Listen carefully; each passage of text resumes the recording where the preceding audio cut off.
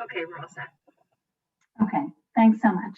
All right, we are back in business with number 64, Regina Dighton, followed by Nathan Froling, followed by Malik Bias.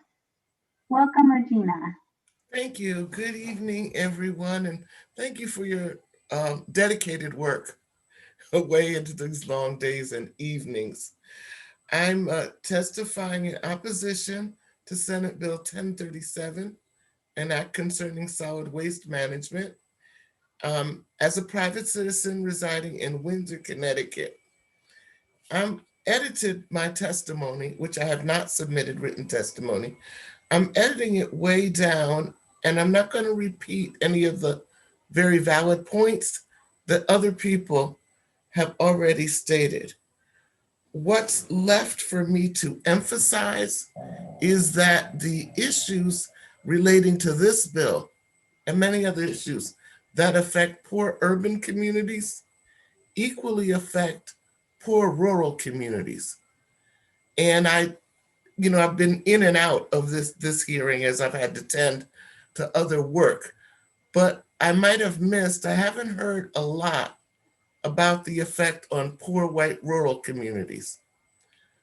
I would encourage any group drafting a bill and bringing it before our elected officials, or when elected officials are engaged in drafting proposed legislation, that they seek to bring affected communities in a representative way to the table in the beginning, rather than start with the assumption that people drive to redemption centers and have access to redemption centers.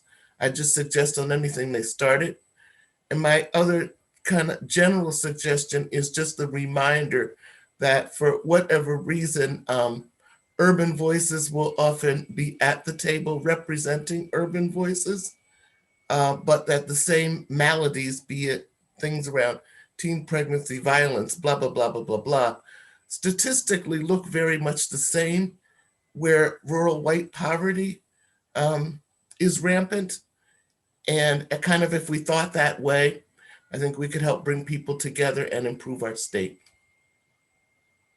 Thank you so much, Ms. Dighton. I think you bring up some good points and ones that deserve our attention. So I appreciate your time and testimony this evening. Thank you. Thanks so much. Next, we have Nathan Froling, followed by Malik Vyas, followed by Laurel Shader. Welcome, Nathan.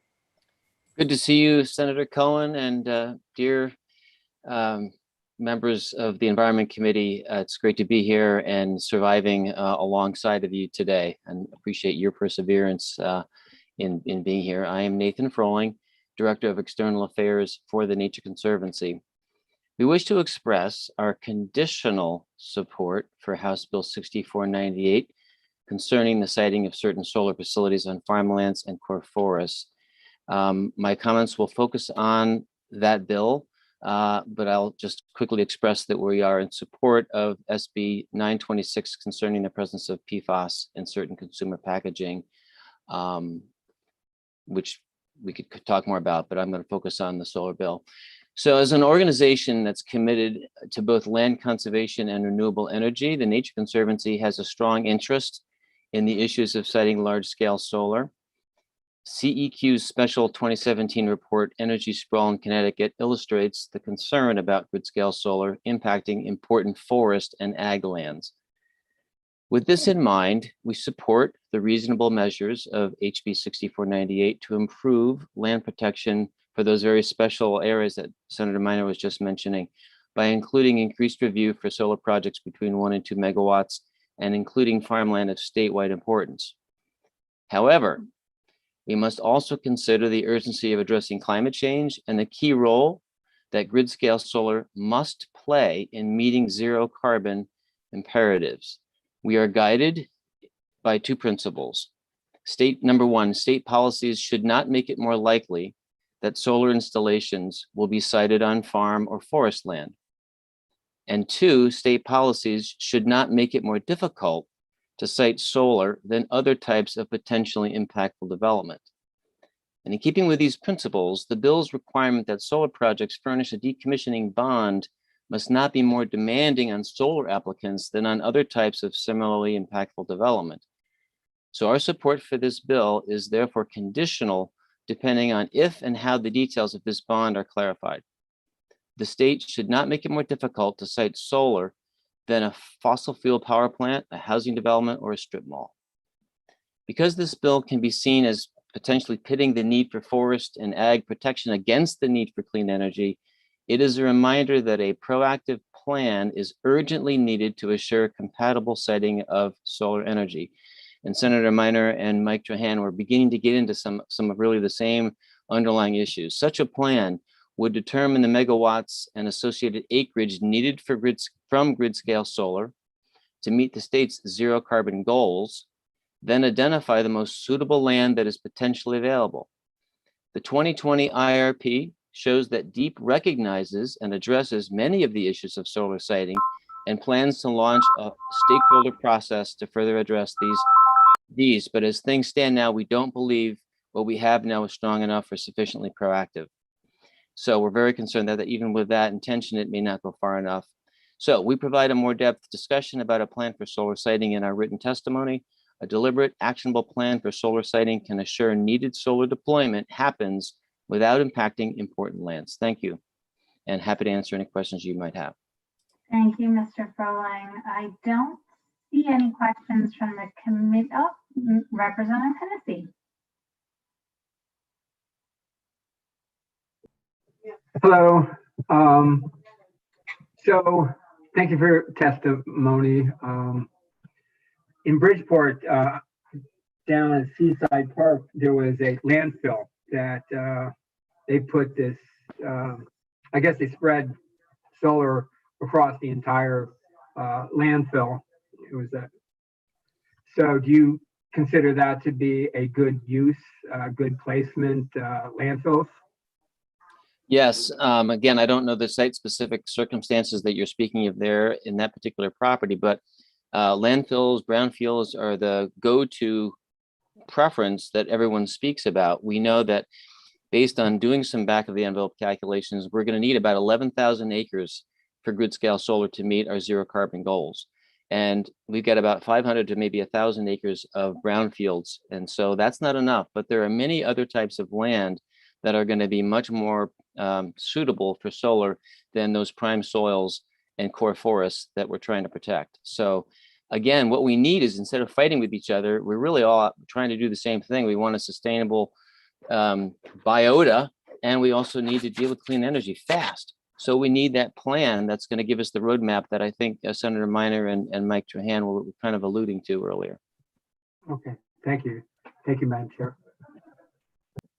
Thank you, Representative.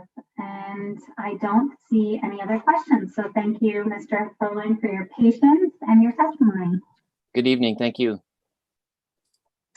Okay. I don't see Malik. So we'll go on to Laurel Shader, followed by Frederick Andy. Do we have Laurel? Hi, good evening, Chairwoman. Hello, welcome. Thank you. Good evening, Chairwoman, Chairman Gresco, and honorable members of the committee. Thank you for staying so late and for providing this opportunity for comment on Bill 926 on PFAS chemicals in consumer packaging. My name is Laurel Shader. I am a research scientist at Silent Spring Institute. Since 2009, my research has focused on PFAS exposures from drinking water, food packaging, and consumer products. I lead 2 PFAS-related health studies, one of which is part of a national multi-site study funded and coordinated by the CDC. I am also part of the STEEP Superfund Research Program, led by the University of Rhode Island in collaboration with Harvard and Silent Spring. As you consider this legislation, I'd like to share some key points based on our own research and on other published scientific studies. The first is that PFAS exposures have been linked to a wide range of health effects. These include cancer, effects on thyroid function, immune suppression, low birth weight, and decreased fertility. A study in Denmark by my colleague, Harvard professor Philippe Grandjean, found an association between exposure to a PFAS chemical and more severe COVID-19 symptoms. A growing body of evidence is raising concerns about newer PFAS chemicals now used in food packaging and other consumer products. In 2020, the FDA withdrew approval from some of these newer PFAS chemicals in food packaging because of recently discovered toxicity. My second point is that PFAS in food packaging is common and contributes to PFAS exposure. I led a 2017 study of PFAS in wrappers from fast food chains across the US and found that PFAS was present in almost half of the paper wrappers and 20% of the paperboard samples we tested. PFAS are also common in microwave popcorn bags and molded fiber containers. Studies show that PFAS can migrate out of food packaging and into food. I co-authored a 2019 study that found people who ate more restaurant food, including fast food and pizza, and more microwave popcorn, had higher levels of PFAS in their blood. It's likely that PFAS in food packaging contributed to these associations. My third point is that PFAS in packaging can also pollute the environment. PFAS don't break down during wastewater treatment or in landfills. As a result, PFAS in the waste stream can end up polluting groundwater, lakes, rivers, and soil, and ultimately end up in drinking water, fish, wildlife, and crop plants. PFAS can also harm communities close to facilities that produce fluoropolymers and incinerators, exacerbating environmental injustices. My fourth point is that PFAS don't need to be in food packaging. Over half of the fast food wrappers in our 2017 study did not have PFAS, demonstrating the existing availability of PFAS-free alternatives. New York, Washington State, the city of San Francisco, and the entire country of Denmark have already banned PFAS as a class in food packaging, and major restaurant chains such as McDonald's have pledged to stop using packaging that contains PFAS. Finally, we need class-based solutions to phase out non-essential uses of PFAS. According to the EPA, there are over 9,000 PFAS compounds, which means it's simply not possible to evaluate the toxicity of each one individually. The American Public Health Association and a growing number of expert scientists have recommended approaching PFAS as a class and reducing overall PFAS exposures. Eliminating non-essential use of PFAS, such as in consumer product packaging, is a step in the right direction. Thank you. Thank you, Ms. Chair. I see you have a couple of questions here. Representative Hennessy, followed by Representative Dillon. Thank you, Madam Chair. So Laurel, this bill has been before the legislature for quite a few years, and we don't seem to have the votes to pass it. Can you tell me why? You had touched on the fact that there are other states, but could you just elaborate on what other states or countries have this outlawed, and why this is such a problem to eliminate? So like I said, there are a number of states that have passed or are considering bills. Washington State was the first one back in 2017. And there are other states that have passed bans, such as New York, or also have changed their procurement policies, such as the city of San Francisco. So there are definitely alternatives that are out there to be available to use for food packaging. So I'm happy to address any of the concerns that you've heard that might, be a barrier to passing. Okay, well, thank you. Thank you, Madam Chair. Thank you, Representative. Representative Dillon. Thank you very much, Madam Chair, and thank you very much for your testimony. On the and thank you for waiting. On the issue of the food wrapper food, you may have answered my question, but I'm not sure. Were you saying that it can migrate from, let's say it's in litter in a park, could that migrate into the soil? There is the potential for the PFAS to migrate out of the papers into soil. Most of the research have looked more directly at, potential leaching into food, but Some of the PFAS will be tied up in large polymers and maybe stay bound into the packaging, but the smaller PFAS chemicals like PFOS and PFOA that you've heard of, the ones that show up in the environment, they don't go away. So there's the potential for them to leach into soils. That ends up getting thrown into a landfill that can end up in the leachate, that can migrate into the groundwater or end up in a wastewater treatment plant. So the fact that they're very persistent and very mobile is a huge concern. I know in Europe that they're considering very persistent and very mobile chemicals as a separate category under the REACH chemical regulatory program, because we know that once these chemicals get out into the environment and if they never break down, that they'll be with us for generations. I wonder if you could provide us with some sight on that. I remember when we first became aware of it, reading a lot of the literature, but I'm not totally up to date. And I was really looking at the direct exposure to humans. I was not thinking at that time of the effect on the soil, for example. So if you have any sites that could help us to understand that, if you could provide the clerk with that, that would be helpful. Sure, I'd be happy to do that. I think another consideration that's come up is with, efforts to reduce food waste and increasing composting. We think of these paper wrappers and other types of containers that certainly look compostable, and some of them are labeled compostable. And the concern is that the packaging, most of the packaging might break down and appear to be broken down, but the PFAS will still be persistent. So I'd be happy to provide you with some resources along those lines. Thanks for your question. Thank you very much.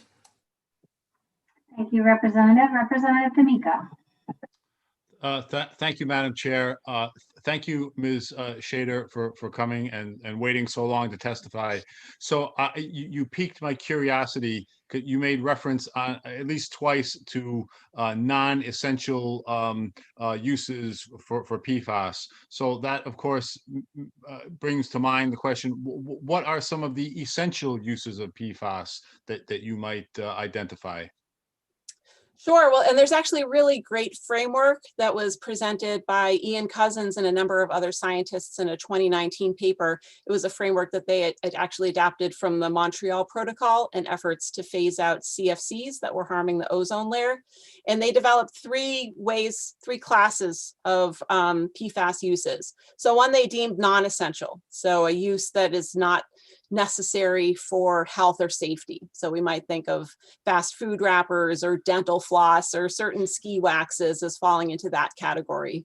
A second category is substitutable. So PFAS serve a useful function that protects health and safety, but there are other alternatives and other ways to meet those same functions. So there's been a lot of thought about firefighting foams, and there are fluorine-free foam alternatives that can be used to fight those same kind of fires. So those are substitutable.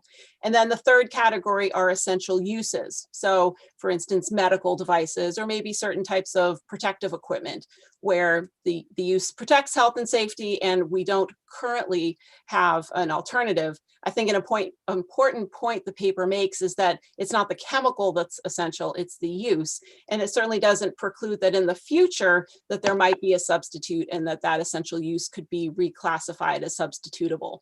I don't know all the different types of packaging. I know this bill is specifically on packaging, and so I'm not aware whether there are any types of packaging that would fall into that essential category. Okay. So thank you for that distinction. So I guess my other question would be, I don't know how familiar you are with this particular bill. It has been suggested that this bill is too broad, goes too far. Would you say that is a problem, or wouldn't you want to speak to that? So to be honest, I'm from Massachusetts and not Connecticut, so I haven't been involved with this bill, over the times it's been proposed before.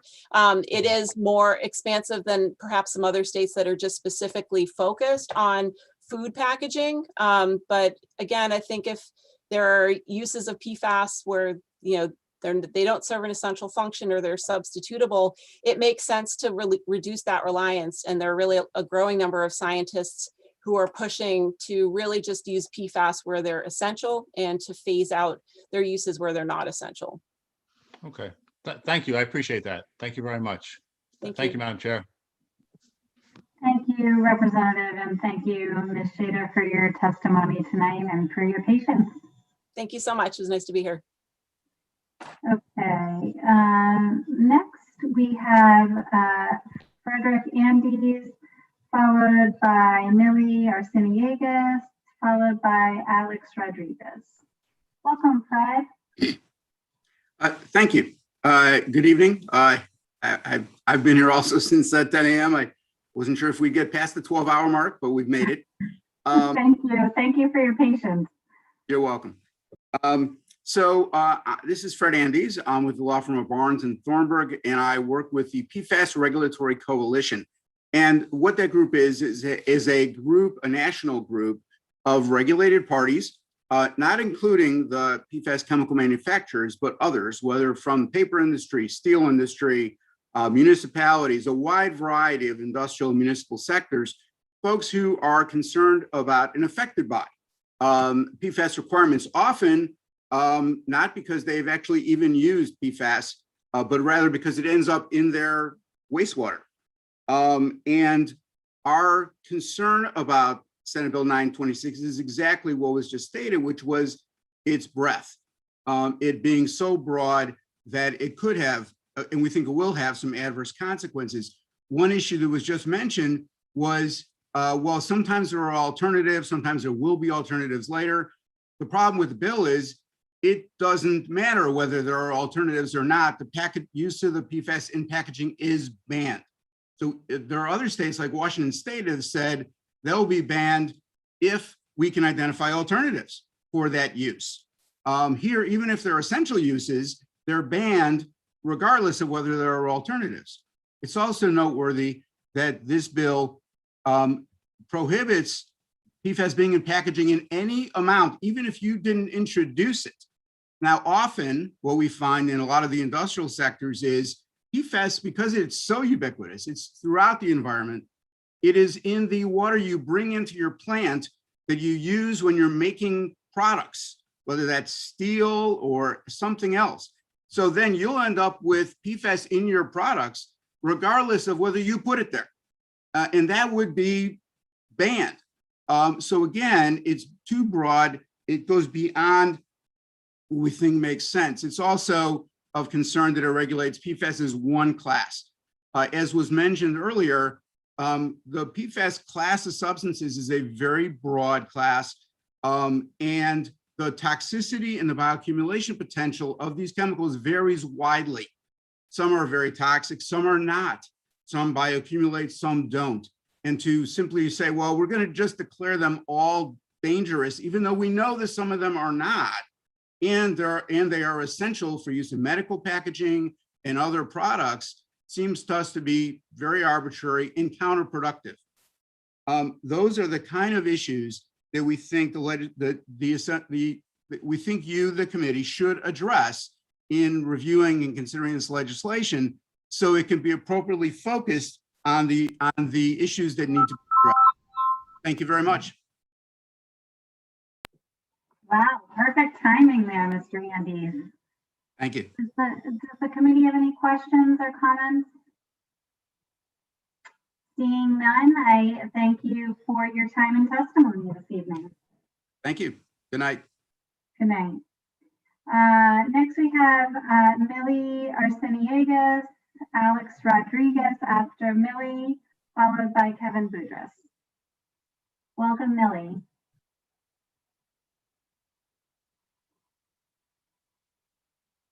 Ms. Arciniegas, are you with us?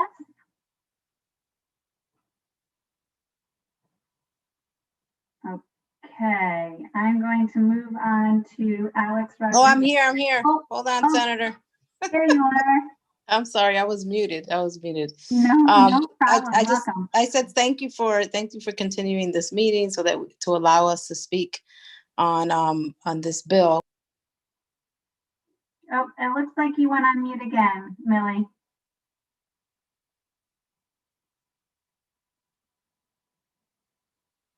I'm sorry. Well, here, I was going to read my testimony, but I've already submitted my testimony.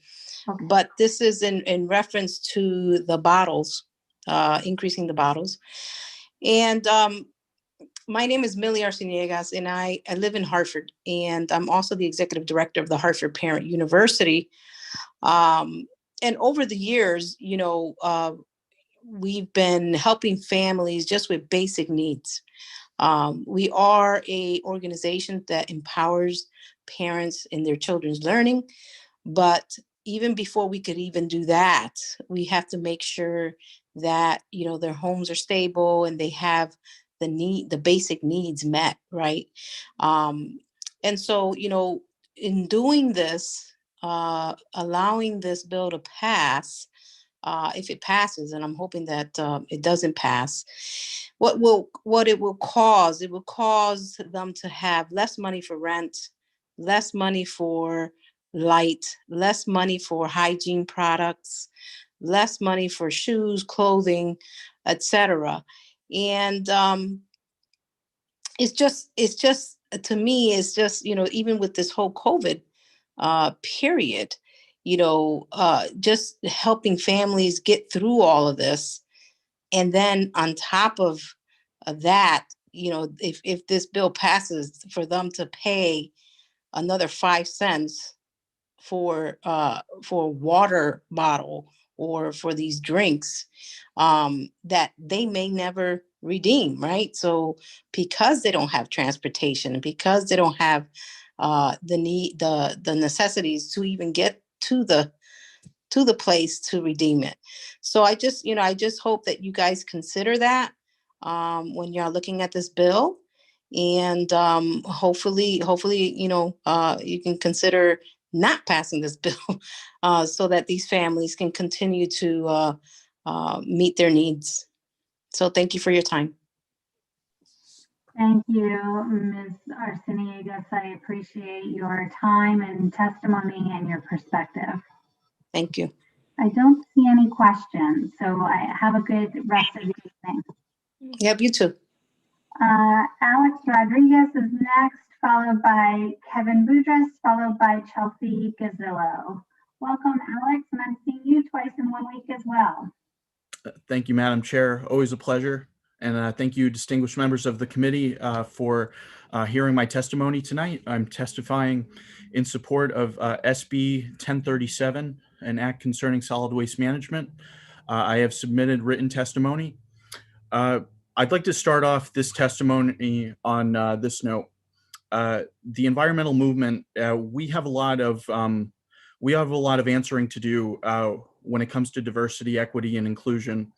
And I want to be sensitive to the comments made by the Young Voices for Women of Color and everyone who has testified in opposition to this legislation.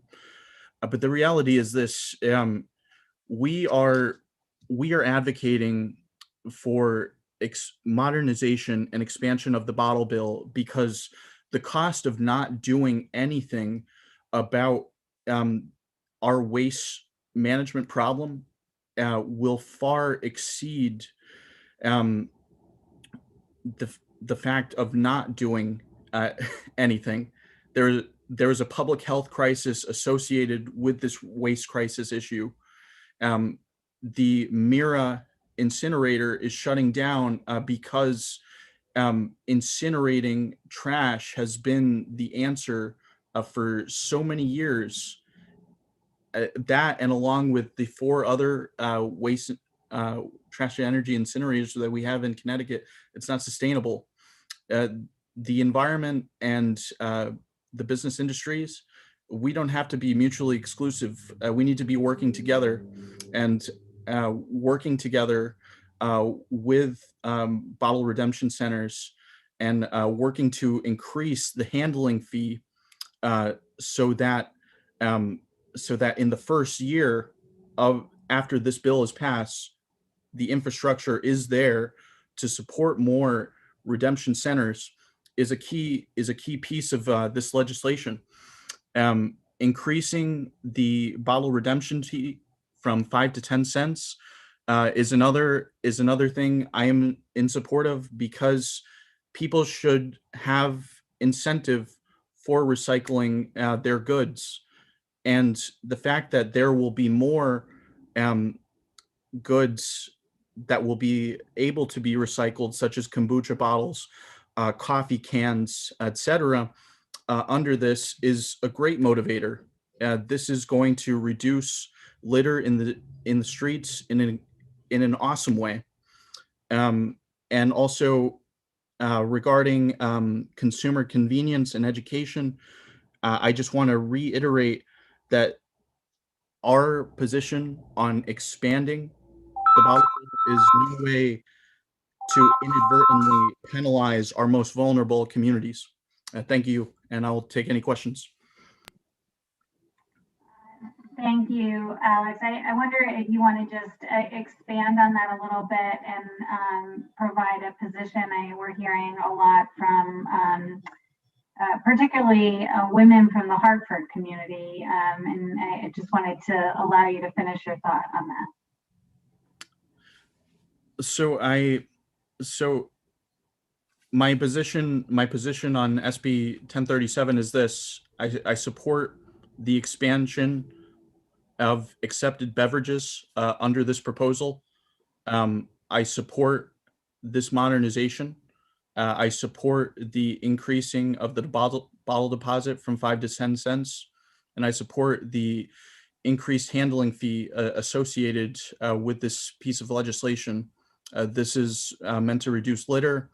This is meant to bring in jobs as the current bottle bill currently stands. It's supported over 1,200 jobs throughout the state and has added over $92 million annually to our economy. This is a fantastic piece of legislation that brings the environment and economy together in a very positive way. Thank you. Thanks, Alex, for that. You had some questions here, Representative Michelle, followed by Representative Mashinsky. Thank you, Madam Chair. Thank you, Alex, as always, and thank you for your amazing work all the time. And just thank you for bringing your perspectives on this and your. I really appreciate your testimony. You heard all the conversation today, and from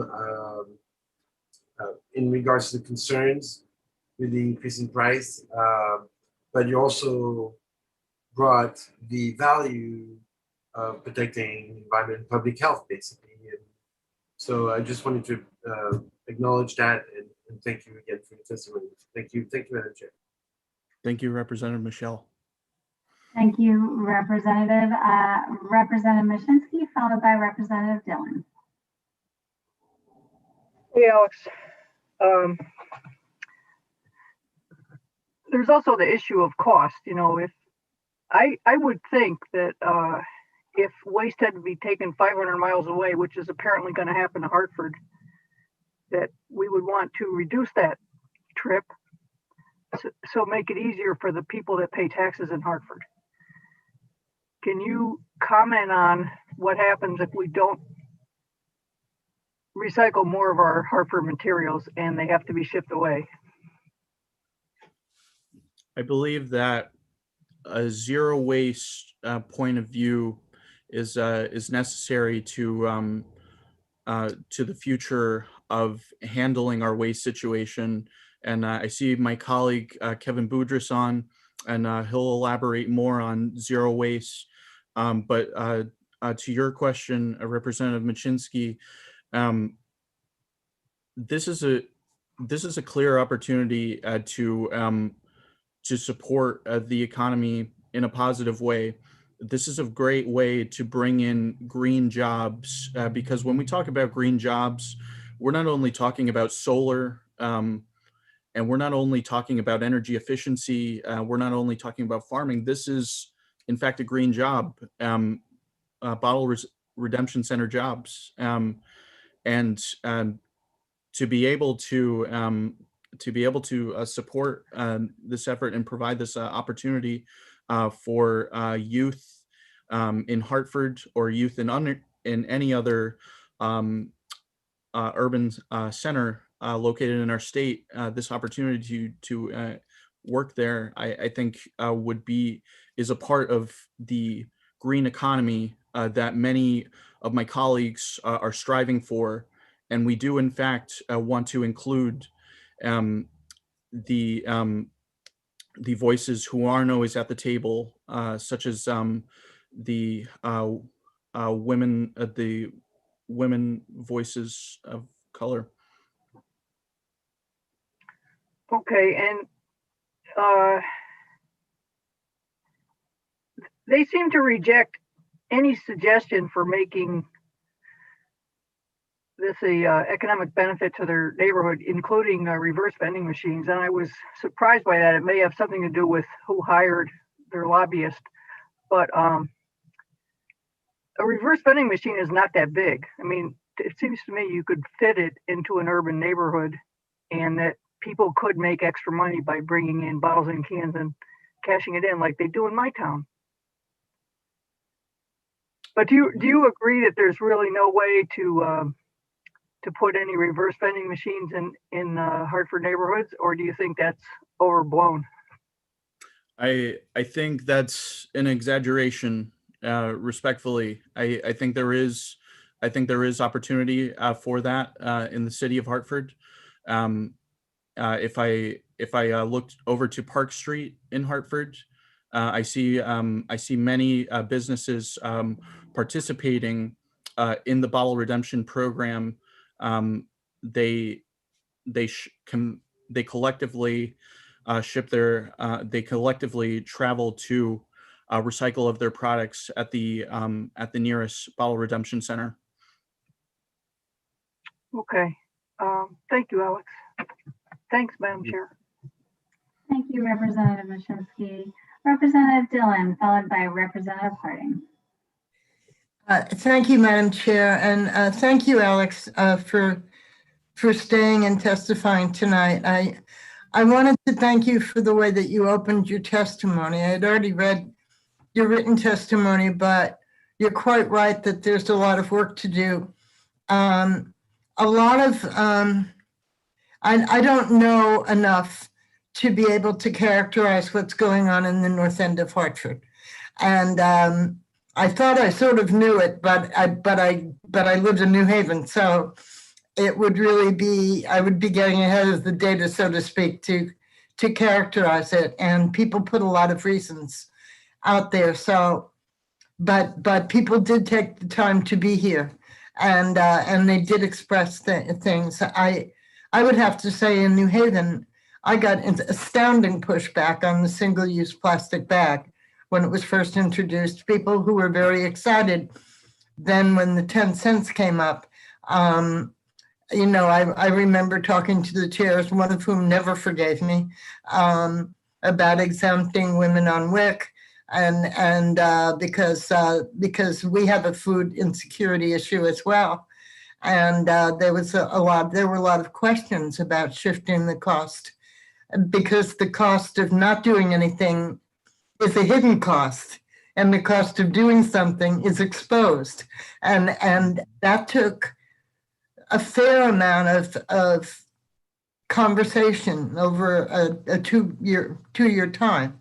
So that has not happened in this case, but it does indicate that as you said, there is a lot of listening to do and organizing to do, to think through how we solve common problems and think respectfully about different people's situations.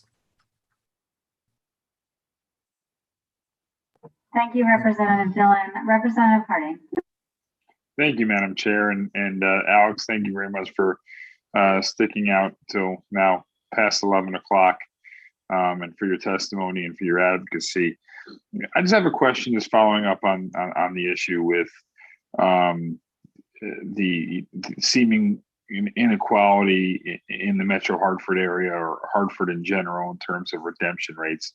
I mean, from the testimony that we received this evening, it sounds pretty clear that in many of the urban areas and lower income areas of the state, that we probably have a much lower redemption rate than you would see in other areas of the state. Do you have any information on that, or what's your thoughts on that? I don't have any ready statistics to present to you or Representative Harding, but I will say this. So the city of Hartford and the city of Bridgeport are home to the two biggest incinerators in Connecticut. These are environmental justice communities identified by the Department of Energy and Environmental Protection. They have burned a majority of the state's waste. And we, as a community, we as residents of Connecticut, we need to actively work to reduce our waste consumption because the more waste we produce, the more waste that will be burned or in my case, in my region, after July 2022, a lot of waste will be shipped out of state because most of my waste is shipped off to the Mira incinerator. The bottle bill is complementary to these efforts. It's a way for us to reduce our waste consumption. It's a way for us to reduce the 40% amounts of litter that gets accumulated in our streets, in our forests, and along Long Island Sound. This is a big problem, and we need to look at this from a very collective lens. And thank you for that. And you're exactly right. And if I may, Madam Chair, I excuse me for not asking your permission to follow up here. But if, Madam Chair, if you allow me to follow up, the one point that I'd like to make is that you're exactly right. It is a holistic approach. There's a lot of moving parts to this. And, particularly with that being said, the 10-cent increase is just one aspect of a holistic aspect to addressing this issue in our state, right? And so it doesn't seem like good policy to me that we would implement something that is going to most burden the individuals that are already being overburdened to begin with environmental injustice. So in addition to those individuals being the most burdened by the harmful impacts of the environment, that there are also many of which those individuals are going to be most impacted, seemingly from the testimony we received tonight in regards to the 10% increase. So, what's your thoughts on maybe addressing that aspect or modifying that one aspect in a holistic approach? Respectfully, Representative Harding, I would have to repeat my earlier point of the cost of inaction to our public health far exceeding the burden of expanding the bottle deposit to 10 cents. It's our healthcare costs in environmental justice communities that have suffered from the constant incineration of waste is far too great. The bottle bill is a solution to our waste crisis, and so I have to stand by that point. Well, I appreciate your testimony and your input.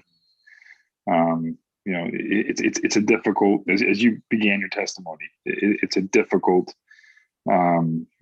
issue we're dealing with because it's something that needs to be addressed. But at the same time, there's certainly many imperfections, to say the least. So, but I appreciate your testimony. Thank you, Madam Chair. Thank you, Representative.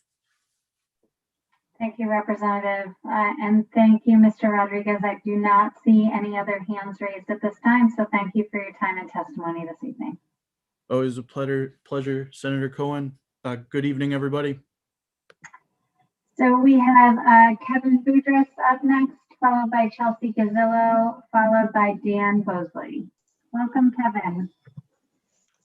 Thank you, Chair Cohen and Co-Chair Gresco, ranking members Minor and Harding, and all the members of the committee, especially for sticking it out through this long day. My name is Kevin Boudris, and I'm a staff attorney at Conservation Law Foundation. I'm here to testify in support of Senate Bill 1037. Bottle bills work. A modernized bottle bill is a direct route to improving recycling in Connecticut. And bottle bills are far more effective at recycling than single stream. But Connecticut's bottle bill needs to be updated. This bill would address shortcomings in our current system. A 10-cent deposit will dramatically increase redemption. We can see that from Oregon, which went from 5 cents to 10 cents in 2017 and boosted its redemption rate by almost 30%. And a 3.5-cent handling fee will support redemption centers and help grow the desperately needed robust redemption network to make redemption more convenient, especially for those in places like Hartford that are really starved for a convenient, easy redemption center. When New York raised its handling fee in 2009, it more than doubled its number of redemption centers. These are proven fixes. Many of the industry opponents who have testified against this bill today have not brought any real concrete suggestions to the table. They say that they want to come to the table and they use buzzwords like producer responsibility, but they don't talk specifics. And with due respect, the ABA proposal that we've heard about, it just kicks the can down the road. It talks about developing a plan in the future, but it doesn't take immediate action. Senate Bill 1037, on the other hand, takes meaningful action now. Based on DEEP's waste and recycling data, we at CLF estimate that this bill could help divert more than 76,000 tons of containers from Connecticut's waste incinerators every year. When it comes to impacts on low-income communities and communities of color, and Alex Rodriguez just touched on this a bit, I think it's important to recognize that about 2/3 of these containers are burned in incinerators in Hartford and Bridgeport. And those incinerators have significant health impacts on those that live nearby. CLF is also pleased to see that this bill requires DEEP to develop an incentive program to help towns and cities adopt unit-based pricing programs for solid waste. Unit-based pricing is the single most effective way to dramatically reduce waste generation and disposal. Again, to make a significant dent in the amount of that waste that's being burned predominantly in Hartford and Bridgeport right now. Together, the bottle bill reforms and unit-based pricing provision in Senate Bill 1037 will help Connecticut make the desperately needed significant strides in addressing the current waste crisis and helping improve recycling and lower recycling costs statewide. Thank you so much. Good timing. Thank you, Mr. Boudris. Any questions or comments from the committee? Seeing none, thank you so much for your time and testimony. Oh, no, Representative Mashinsky. Thank you, Madam Chair. Kevin, you're headquartered in Massachusetts, right? Yes, our mothership, so to speak, is in Boston. Okay, so can you provide any information on how returns would work in an urban area like North Hartford, so that whether it be reverse vending machines or more redemption centers or whatever it is, but can you give us any information on how this would work in an urban area without putting a financial impact on the folks that live there, based on your experience in other states? Sure, and thank you for that question, Rep. Mashinsky. Because we've heard a lot about this today and tonight, that there just aren't the redemption centers and the convenient places to return bottles and cans for people who especially have to rely on public transportation and don't have easy access to a car or truck of their own. There are a few things in this bill that will really help make redemption more easy, and the increase to a 3.5-cent handling fee is a really big part of that, because that will stimulate the creation of new redemption centers. But the reverse vending machine side of it is important too. And I think it's in section 7 of the bill. There's a provision that would require any store that is has at least 40,000 square feet to maintain at least 2 reverse vending machines in the store. And this is in my written testimony as well, but CLF would actually recommend that be amended to require any store that's 10,000 square feet or above to have reverse vending machines, to lower that threshold. And that might not apply to the smallest convenience stores, but it'll apply to the small grocery stores, to the CVS's and the Walgreens that you can find in a lot of places like North Hartford, thus providing some easier locations for people to return bottles and cans, because that easy redemption is a key part of boosting the bottle bill in Connecticut. Okay, thank you. And thanks, Madam Chair. Thank you, Representative. Representative O'Day. Thank you very much, Madam Chair. Kevin, thank you very much for your testimony. Just, can we agree that increasing it from 5 cents to 10 cents will increase the initial outlay for people across Connecticut for goods and services? Goods? Well, I guess it depends on what you mean by initial outlay. Like, yes, they'll have to put a 10-cent deposit down before they get it back. But I'd also like to point out the timing of when the things in this bill would go into effect. The 3.5 cent handling fee would go into effect a full year before the deposit would be increased to 10 cents. So when you have that, lead time of a higher handling fee, it allows for the building out of the redemption network, so that in all likelihood, you would have significantly more and more easily accessible redemption centers and reverse vending machines before people have to start putting down a 10-cent deposit. And I think that timing is really key, because I certainly agree with what one of the kind of thrusts of your question may be, that you've got to have redemption more convenient before you start to ask people to put down a 10-cent deposit.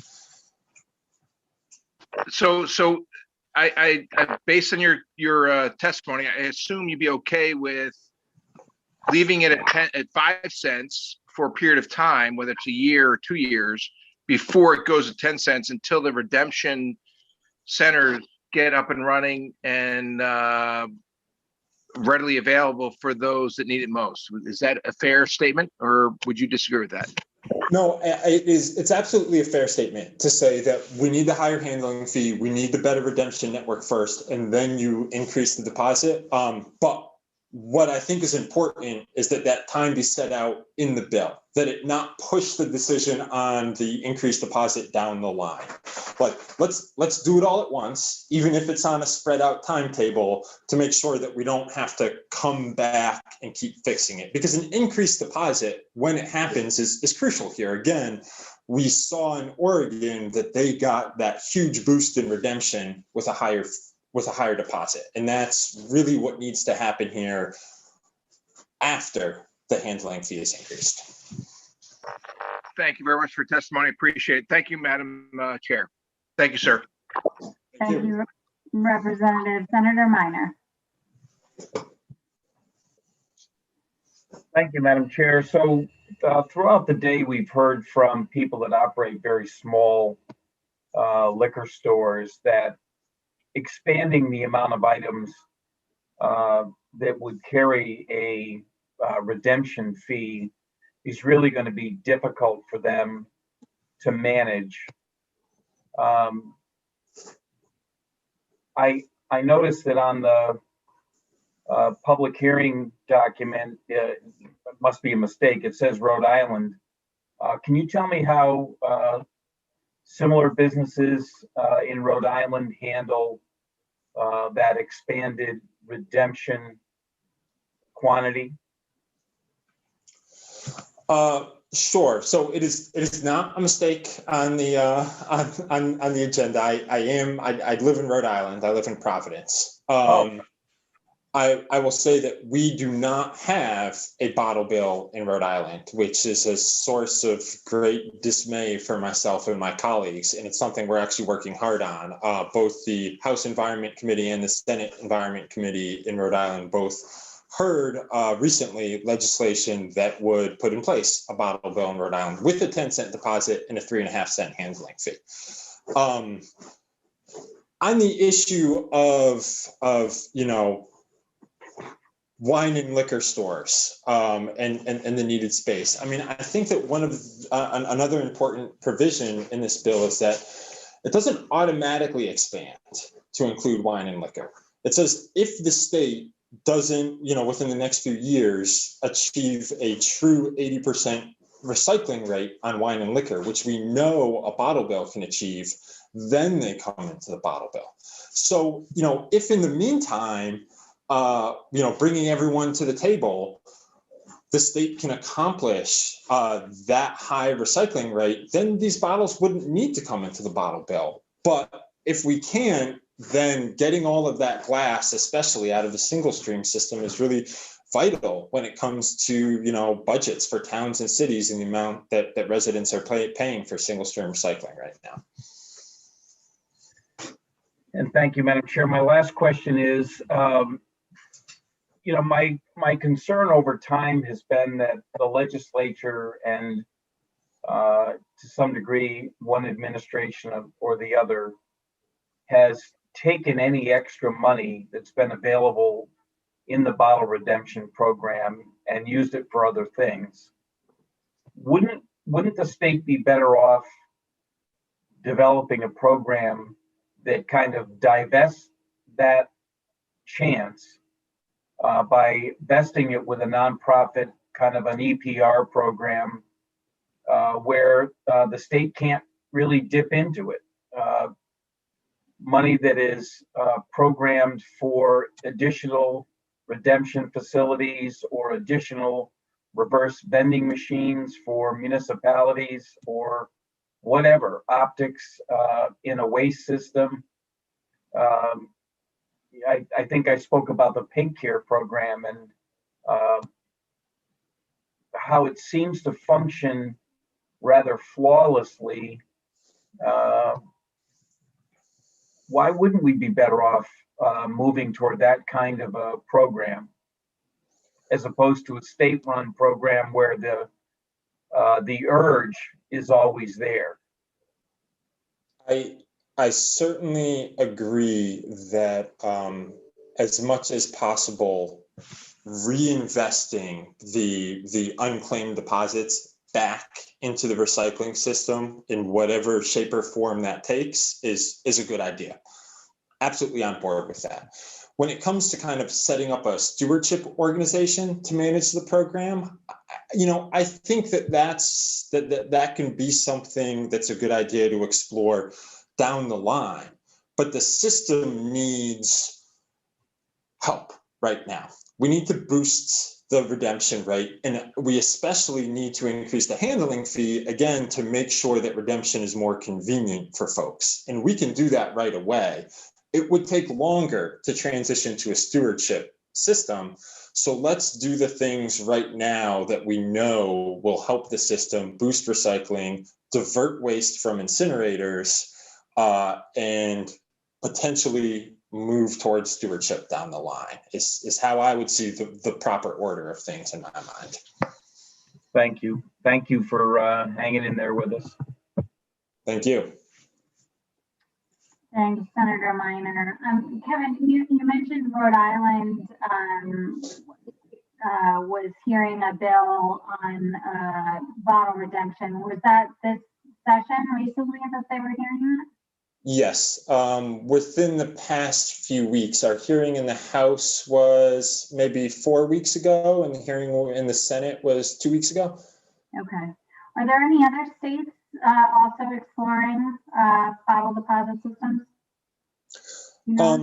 Because my organization focuses on New England, I'm not aware of any outside the region, but I will say that Massachusetts is considering going up to a 10-cent deposit, and Vermont has had several hearings on modernizing their bottle bill recently, which would also include an increase to 10 cents. So especially when we talk about the 10-cent deposit, states in the region are moving in that direction because it makes sense, because we need to keep up and boost redemption rates. Okay, that's really helpful. Well, thanks so much, Kevin, for your time and testimony, and for really hanging in there with us today. Thank you, Chair Cohen. Okay, next we have Chelsea Gazillo, followed by Dan Bosley, followed by Brady Lee. Welcome, Chelsea. Thanks for your patience. Good evening. Co-chair Senator Cohen, Representative Gresco, Ranking Member Senator Minor, Representative Harding, and esteemed members of the Environment Committee. For those of you that do not know me, my name is Chelsea Gazillo, and I am American Farmland Trust New England Policy Manager. In Connecticut, I direct the Working Lands Alliance, and as an alliance, we care deeply about saving the state's working farmland and ensuring a healthy agricultural sector and prosperous future for Connecticut residents. I'm here to testify in support of HB 6498 with some suggested changes. WLA appreciates the intent of HB 6498 to ensure that the state does not incentivize solar siting on farmland, an activity that directly contradicts efforts to protect Connecticut's farmland. We care deeply about ensuring that the state is doing everything it can to mitigate, adapt, and become resilient in the face of climate change.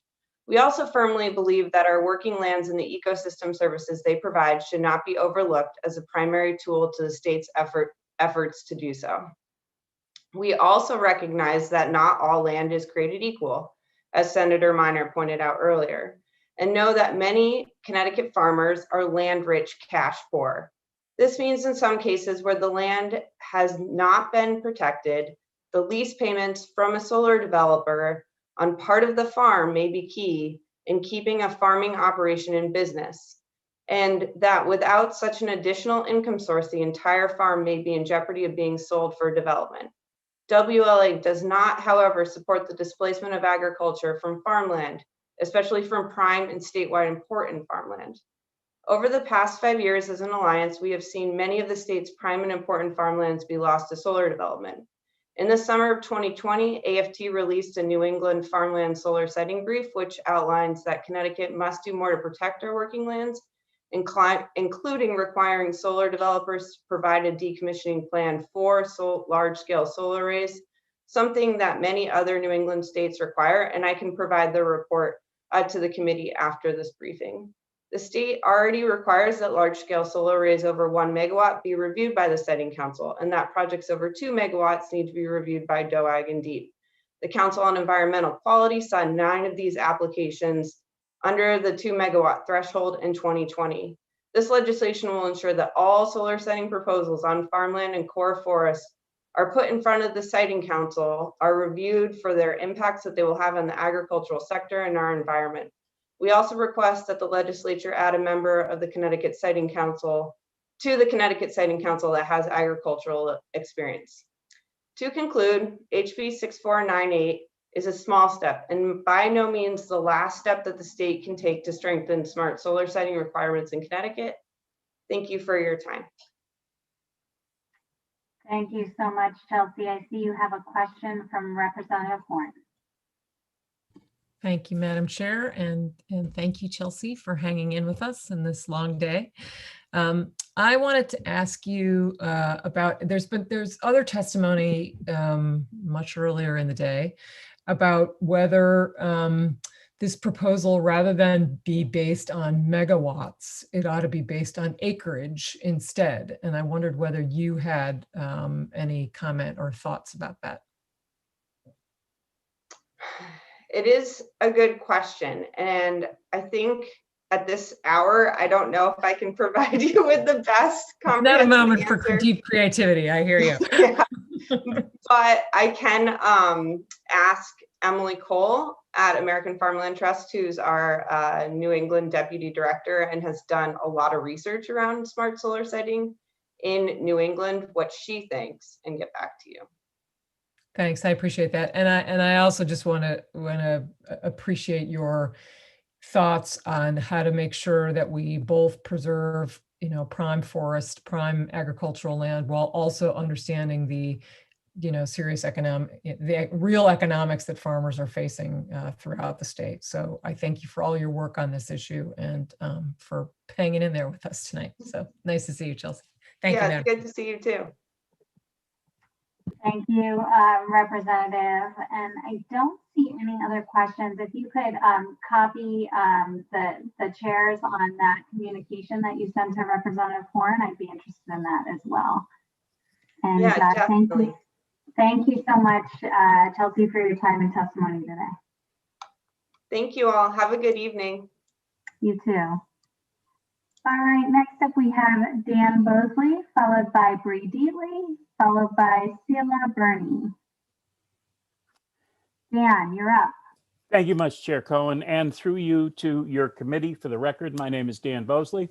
I am representing the Northeast Clean Energy Council, and I am here today to testify in opposition to House Bill 6498, dealing with solar development on farms and forest land. About 10 hours ago, by the way, Chelsea and I were in a meeting together, and I asked her if she was going to testify, and she said, I said, where are you? She said, 73. I said, I'm 75. She said, I'm testifying in favor. I'm testifying against. We almost paired and left. We believe that solar and farmland can coexist, and in many cases they can complement each other. And I agree with Senator Minor that all soils aren't created equal, but that's not a reason to say you can't do solar. Many states are doing dual use, and they are planting leafy greens. They're using pollinator vegetation. They're using all sorts of things underneath and around solar. So it doesn't have, they can coexist. It's not one or the other. And I'm not going to read our testimony. I think that our testimony speaks for itself. It talks about the different kinds of dual use. So I don't want to reiterate all of that. I do want to just mention a few things. Look, there's 5,000 farms 5,000 plus farms in Connecticut, about 400,000 acres. The average size of a farm is about 69 acres. These aren't big agro businesses. These are small farmers in a very difficult business, struggling to make ends meet. They deliver local foods. They're stewards of this land, and they care very much about good, viable soil because their livelihood depends on it. And they look at solar as another product for them. I know when I was growing up, my grandfather had a 156-acre farm in Vermont. When I was in the summertime, I learned how to milk cows. I learned how to hay. We'd go out in the fields and hay in the summertime, and it's a really hard living, really hard living. We struggle to turn a profit. Now, in some parts of that farm grew nothing but rocks. And there's no reason why farmers can't take land like that and be able to use that. And this bill further restricts the size of this. You know, there was a gentleman that spoke earlier, and he was a soil analyst, and he spoke and said, well, you might get 200 acres and you're going to lose farmland at 200 acres.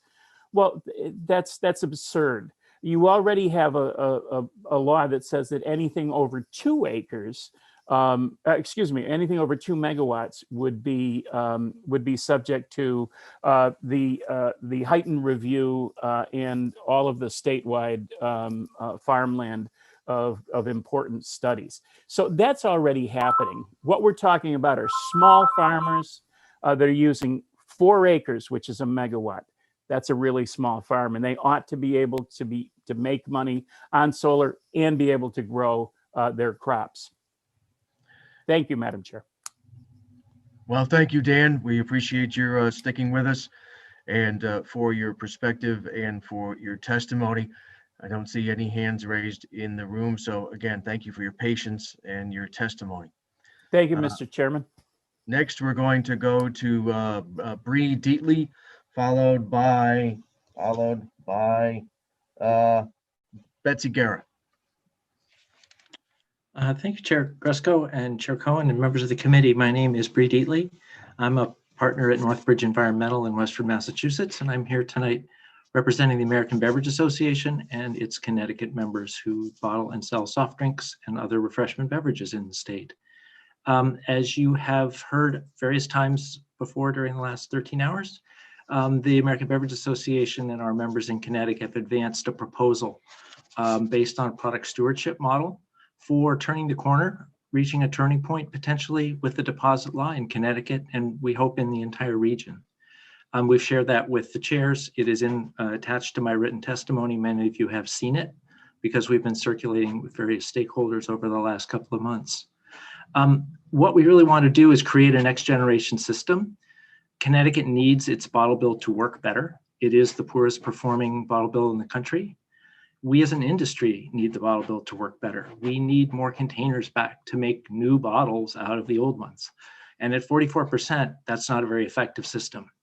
So we are relying on a tried and true, proven producer responsibility type model to commit to expand the law with a timeline certain that's in the draft legislation that we have to include both non-carbonated beverages and wine and spirits.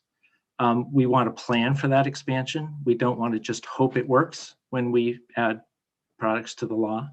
We are committing to reaching an 80% redemption target, again, on a given schedule. Again, we don't want to raise the deposit 10 cents to reach that. We think that through good redemption infrastructure, good planning, good promotion of the program, we can boost the performance of the system without the disruptive effects on communities of color, on border issues, on businesses in the state of a 10-cent deposit. And we are really committed to a consumer-focused network in the state, a network that is focused on placing redemption centers in strategic places, using drop-off redemption in the right places, and relying on retail redemption where those other two models don't work. It puts the producers in charge of making the system work rather than throwing a 3.5-cent handling fee up in the air and hoping it comes down in the right place and you end up with the right redemption centers and they aren't across the street from each other competing. It really needs to be planned. The way product stewardship works, the beverage group would work with other stakeholders and with DEEP to develop a stewardship plan that would be approved and that would run for a certain period of time. If things don't work well, the plan gets turned out and another plan gets put into place to achieve those goals. We have been, as I said, interacting with other stakeholders, ranging from other beverage distributors in the state to the CCM group, to the Citizens Campaign for the Environment, to the wine and spirits folks. Some of them have mentioned our proposal tonight favorably, some have mentioned it not as favorably. We really do think it provides a model for a new framework for accountability for the system. Right now, one of the problems with the Connecticut system is that nobody's responsible for making it work. We think, consistent with some comments that have been made, we need to see the unclaimed deposits come into operating the costs of the system, paying the capital and operating costs of some of the system, and have producer funding pay for the rest of it.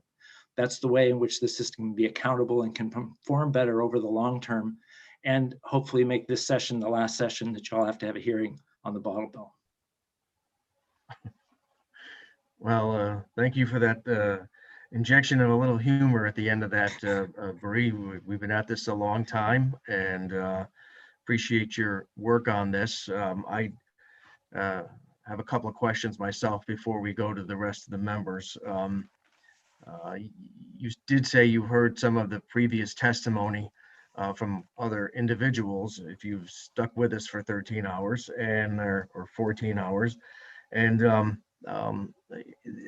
there some of the testimony questions your seriousness at doing this, since in their minds they have seen over the years how the industry has resisted the idea of doing this. So why now? Why now? Yeah, I mean, and it is a change. I mean, I think the industry has always been loath to put onto a system like Connecticut's, which doesn't have a lot of resiliency, as we saw in COVID, doesn't have a lot of accountability. Adding more products, adding more cost to a system that isn't working well is something that the industry has resisted. I think one of the things that's fundamentally changed is the industry's own commitments to using more recycled content in its products and closing the loop. The circularity in our industry and circularity for our packaging is really vital to the companies and to their commitments globally, not just in the US. And so I think we are doubling down on policy across the board in this country, across a range of different policy options to advocate for and to push for better collection policy in this country, because we realize that we need more of the containers back. That's the way we're going to get those bottles back and turn them back into new bottles like the one Mike DeFeo was talking about earlier. So I think both a combination of our finding models that are workable and viable for our industry. This is sort of an Oregon model. It's not the Oregon model, but it really is a product stewardship model. And that's the structure that you will find around the world in these new systems. A lot of the advocates say, oh, there's a run on deposit systems in the world.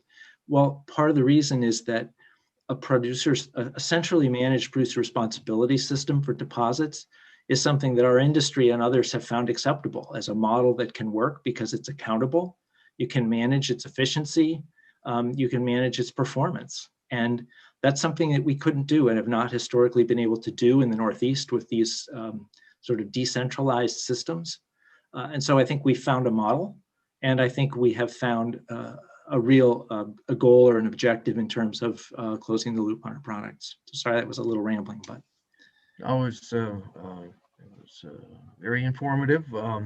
I've had a chance to look at your proposal, and one of the things that strikes me, and I understand the need to have a correct planning process, but the timeline on this, on your plan, is a little bit long in the tooth for what we need to have happen sooner. So I'm wondering if while you're designing this EPR for Connecticut, the industry would be willing to increase the handling fee for redemption centers and for grocery stores, as a bridge until the EPR gets put into place. And when that EPR is put into place, where do you see the redemption centers and the grocery stores and the package stores in all this?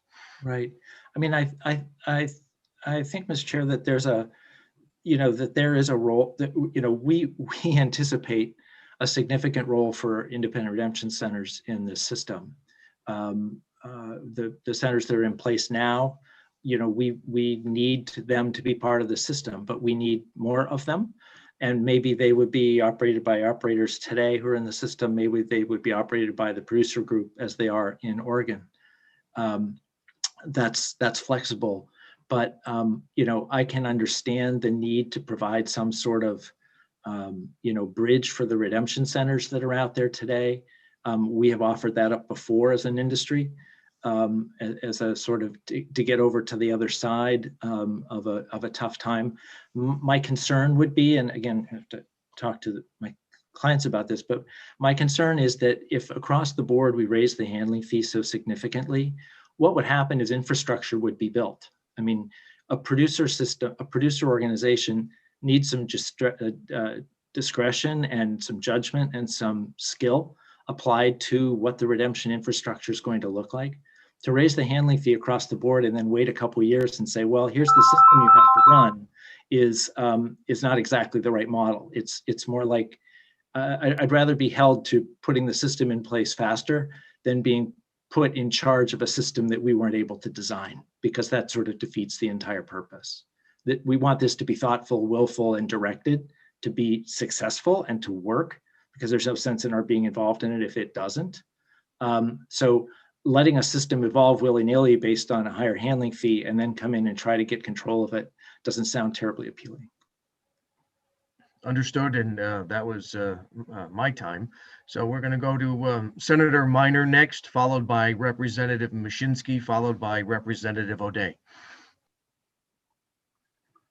Thank you, Bree, for hanging with us, not only tonight, but all these years. I guess it's the best way to start. And it wouldn't be right if I didn't say the same thing about Chairman Gresko, that, there have been parts of this conversation that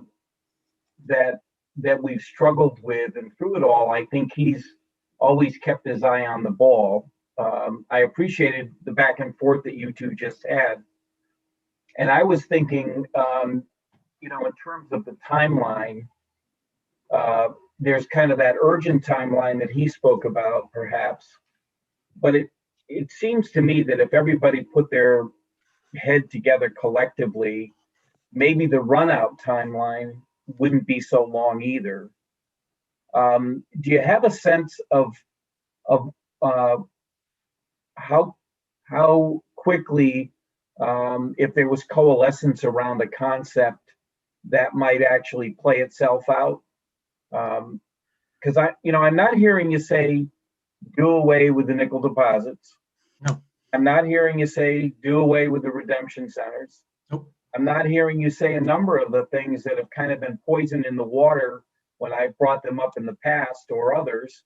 And so it almost seems to me that the benefit of this kind of EPR program or stewardship program is we actually separate it from us. When I think about some of the best work that the legislature did, we put caveats in place for bonding. We put caveats in place for a lot of things. And those caveats have kept our hands off of certain decisions. This is very similar. And if we want to look at the next generation of waste handling, I almost feel like an addict that we have to do that, which may be uncomfortable for some people to say, but we all come to, at 10 o'clock, 11 o'clock at night, and we're trying to get a budget deal. And that extra $1.8 million is in the Escheats Fund, and it's out of there like poop through a goose. And so, this, we couldn't do that. So can we move that up, I guess, would be my question. The back end. Yeah, I mean, I don't think that's unreasonable. An interesting illustration is that when Oregon formed its second co-op in 2009, 2010, with the express charge in statute to expand the law and to increase the deposit if a redemption trigger wasn't met, it was 7 years before the redemption trigger was met and 8 years before the expansion happened. So that was a co-op that pre-existed and had been operating at that point for 40 years. So doing it fast will be challenging. I think I would say that it would be probably more feasible to move up the time for expanding to the non-carbonated, non-alcoholic beverages. I'm reticent on the wine and spirits containers, especially glass, frankly, just glass, because of the need to develop a real smart method for handling the glass. It's not clear to me. I manage a redemption co-op in Vermont. We have a lot of, and I have the beer companies as members of that as well. So we have a lot of glass. And the liquor bottles, which are subject to deposit in Vermont, are handled through a completely separate system. Maine has its own system as well for liquor bottles. But the wine and beer are handled together. So we would have to look and see. There aren't a lot of examples of those bottles being managed in the U.S. So we would need to see how that system was going to work. So that was one I would be more circumspect about how quickly it could be moved along. But given the right technology can be found, whether that's Tomer's technology or Anker Anderson's technology or whoever's technology to help us, I think some of the non-alcoholic, non-carbs could be entered into the system sooner. We do want to make it as simple as possible. We don't want to make people confused about what's covered. And one advantage, of course, of having a single entity managing this is it's a lot easier to message and educate about the system than when you just have a haphazard decentralized system. Thank you. Thank you, Senator. Next is Representative Mashinsky. So Bree, your industry opposed the increase in the handling fee for many a session. And while that was going on, they started dying out and disappearing.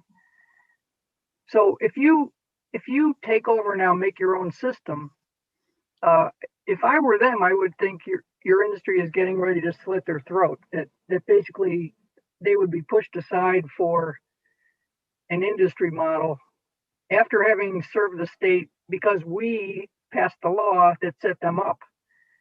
And now I don't see a role for them in your proposed industry-run system. So can you respond to that? What would happen to the recycling centers? Yeah, I mean, I think in the last couple of questions, I mean, we need to have independent redemption centers. I mean, the owners spoke tonight, I can't remember, there were one or two, you know, spoke to the kind of service that they provide. And I mean, it's literally was right out of my playbook. I mean, you need someone who can accommodate the Girl Scout troops and the scavengers. You know, somebody needs to be able to accommodate those large volumes that come in pickup trucks, not what comes in somebody's canvas bag or comes out of their minivan. That's a completely different system. And so, you know, there is a need for high volume, efficient, quick redemption centers to be located in places where those kinds of customers are going to be coming in. So, you know, we absolutely need their, given the real estate situation in Connecticut, we need their storefronts, we need their parking lots. I mean, we need the infrastructure they have in terms of the brick and mortar. They may not look the same. You know, they may be doing a lot of manual sorting, and we may want to put in some technology to help with that. We may want, you know, them, and that would all be provided, you know, that it's provided by the producer group. It's the producers who, you know, sort of, here, this is what you need, here it is. So it's a very different model. It would not be as potentially as entrepreneurial, but if you look at systems like British Columbia, where it's all depot based, essentially it's private entrepreneurs who sort of apply and sort of meet the criteria that the producer group has set out, and those are the folks who are running the redemption centers.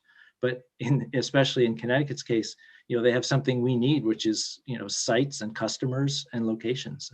So we need them, and we need more of them, but we also need an in-between. We need the drop-off site for the suburban mom jumping out of her SUV, scanning her card, throwing her thing in a bin, and then checking when she goes on Facebook that night, she gets her credit. She can decide what she's going to do with it. We need a lot more of that, because that's flying off the shelves in Oregon. And, you know, right now there's sort of no prospect for that coming in Connecticut unless it's kind of centrally managed. So we need a redemption system that looks pretty different, but there's going to be redemption centers at the core of it. Okay, so you wouldn't be paying them the 3.5 cents then, since you have opposed that all along. Well, the 3.5 cents kind of becomes immaterial. What you pay them is what it costs to run the facility. You know, I mean, you pay them to do what they're doing at the facility. You pay them to stay open. You know, you pay them what they need to stay open and have a business. So the producer organization has no incentive to shut them down. We need to keep them, you know, in business. We need to keep them satisfied as part of our system, so that they're keeping customers satisfied.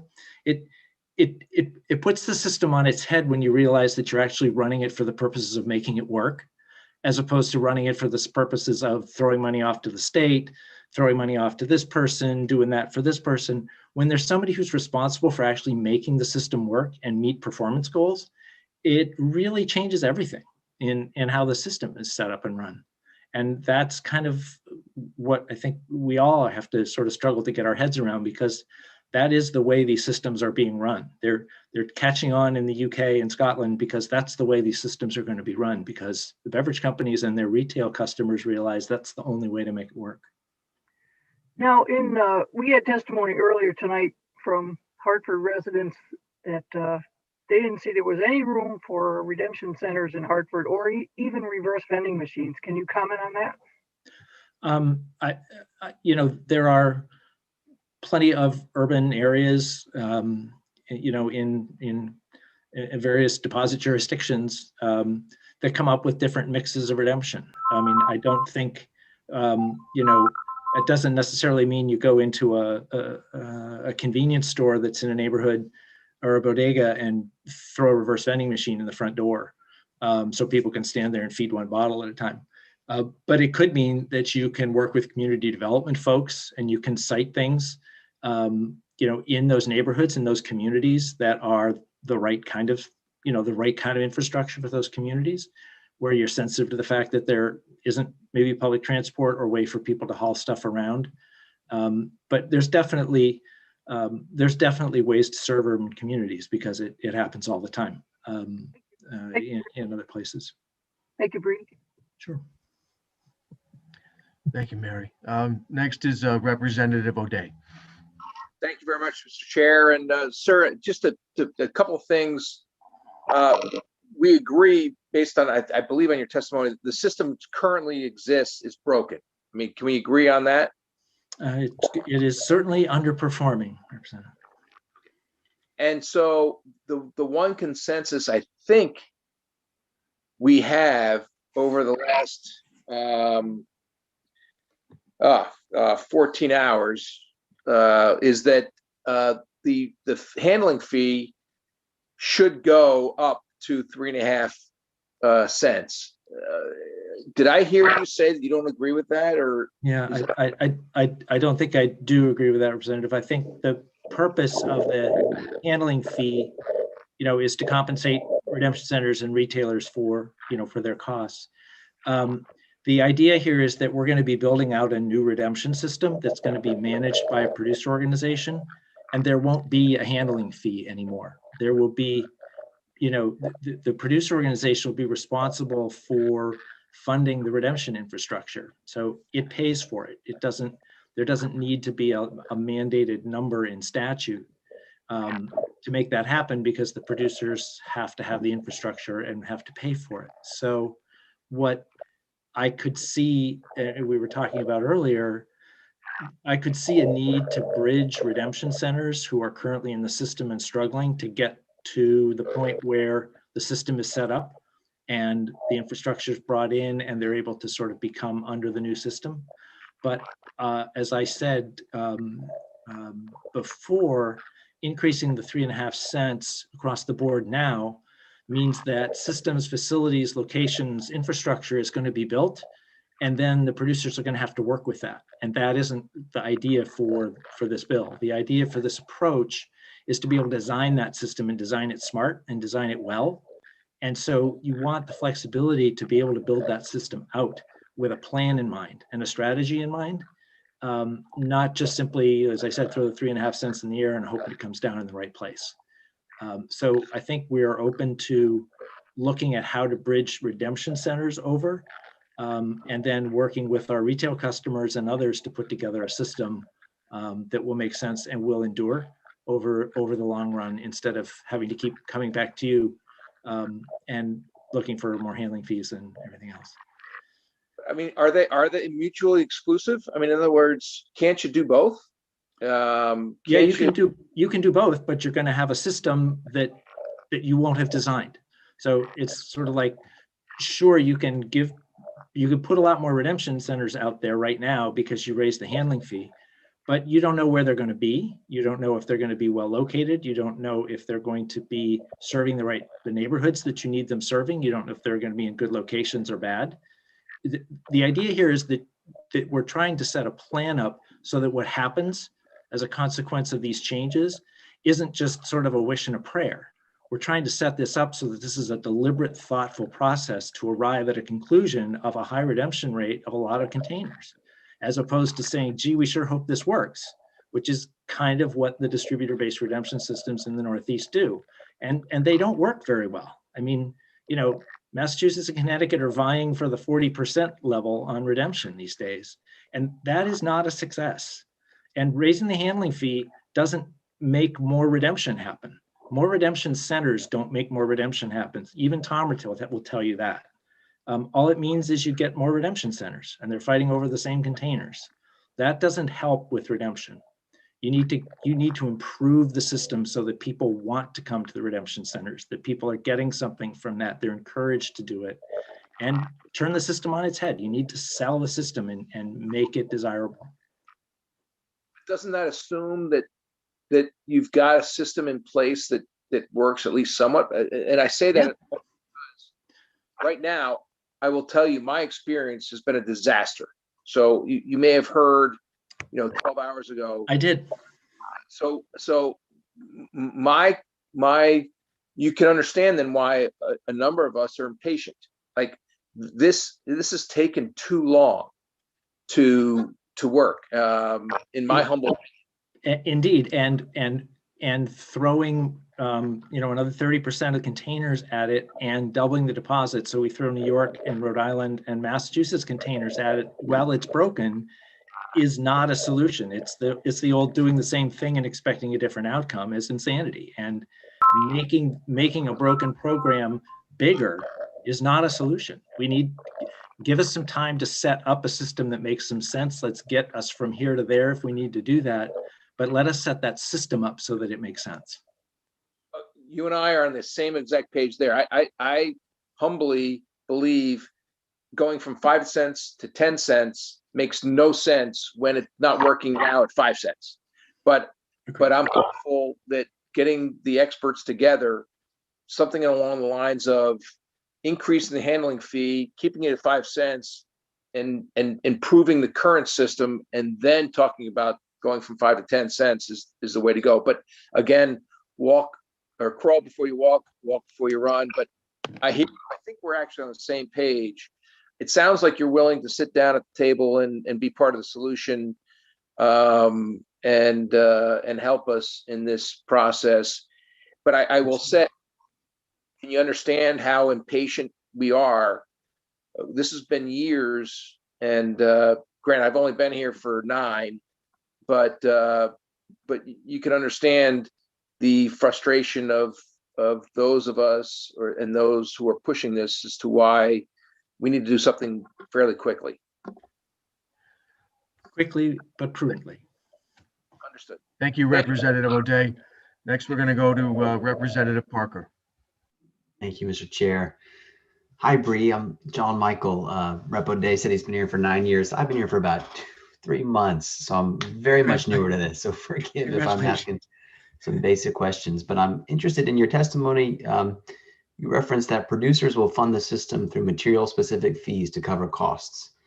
Can you talk a little bit about what those fees would be, sort of the level of funding, how interested the industry is in providing those funds, if that would be a problem, and how we could make sure that the industry actually, controlling this entity would step up and provide the funds that are actually needed to run this great system that we're imagining here. I'm wondering what the sort of enforcement mechanism is to make sure that there's actually the funding in place. So a couple of questions there, but would love to have you Right. So sure. So I guess stepping way back, the way you ensure participation is by requiring that in order to sell a product in the state, you need to be part of the producer organization. So you can't, as a deposit initiator in Connecticut under our bill, you can't sell in the state unless you are part of this organization. Okay.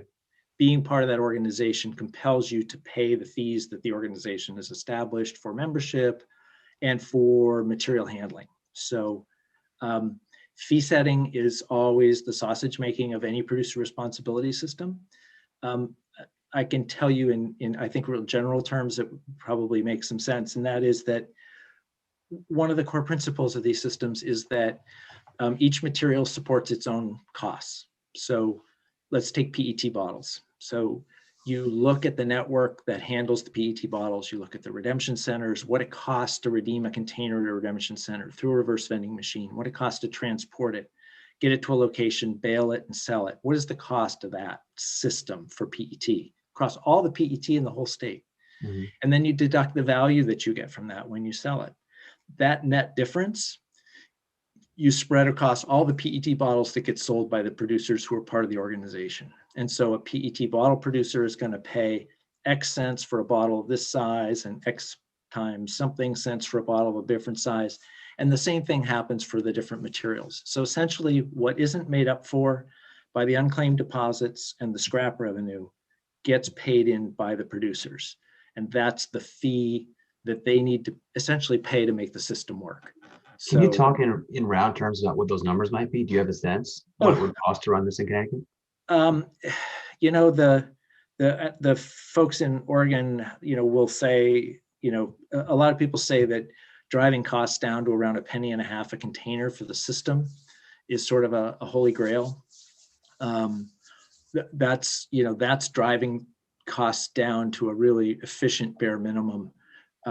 But it differs for each material. You know, for aluminum, whose value exceeds the cost to handle it in most cases, people who are selling aluminum are essentially making money for the organization, whereas people who are selling glass are going to be losing money for the organization because the unclaimed deposits and the scrap value will come nowhere near to covering the cost of the glass.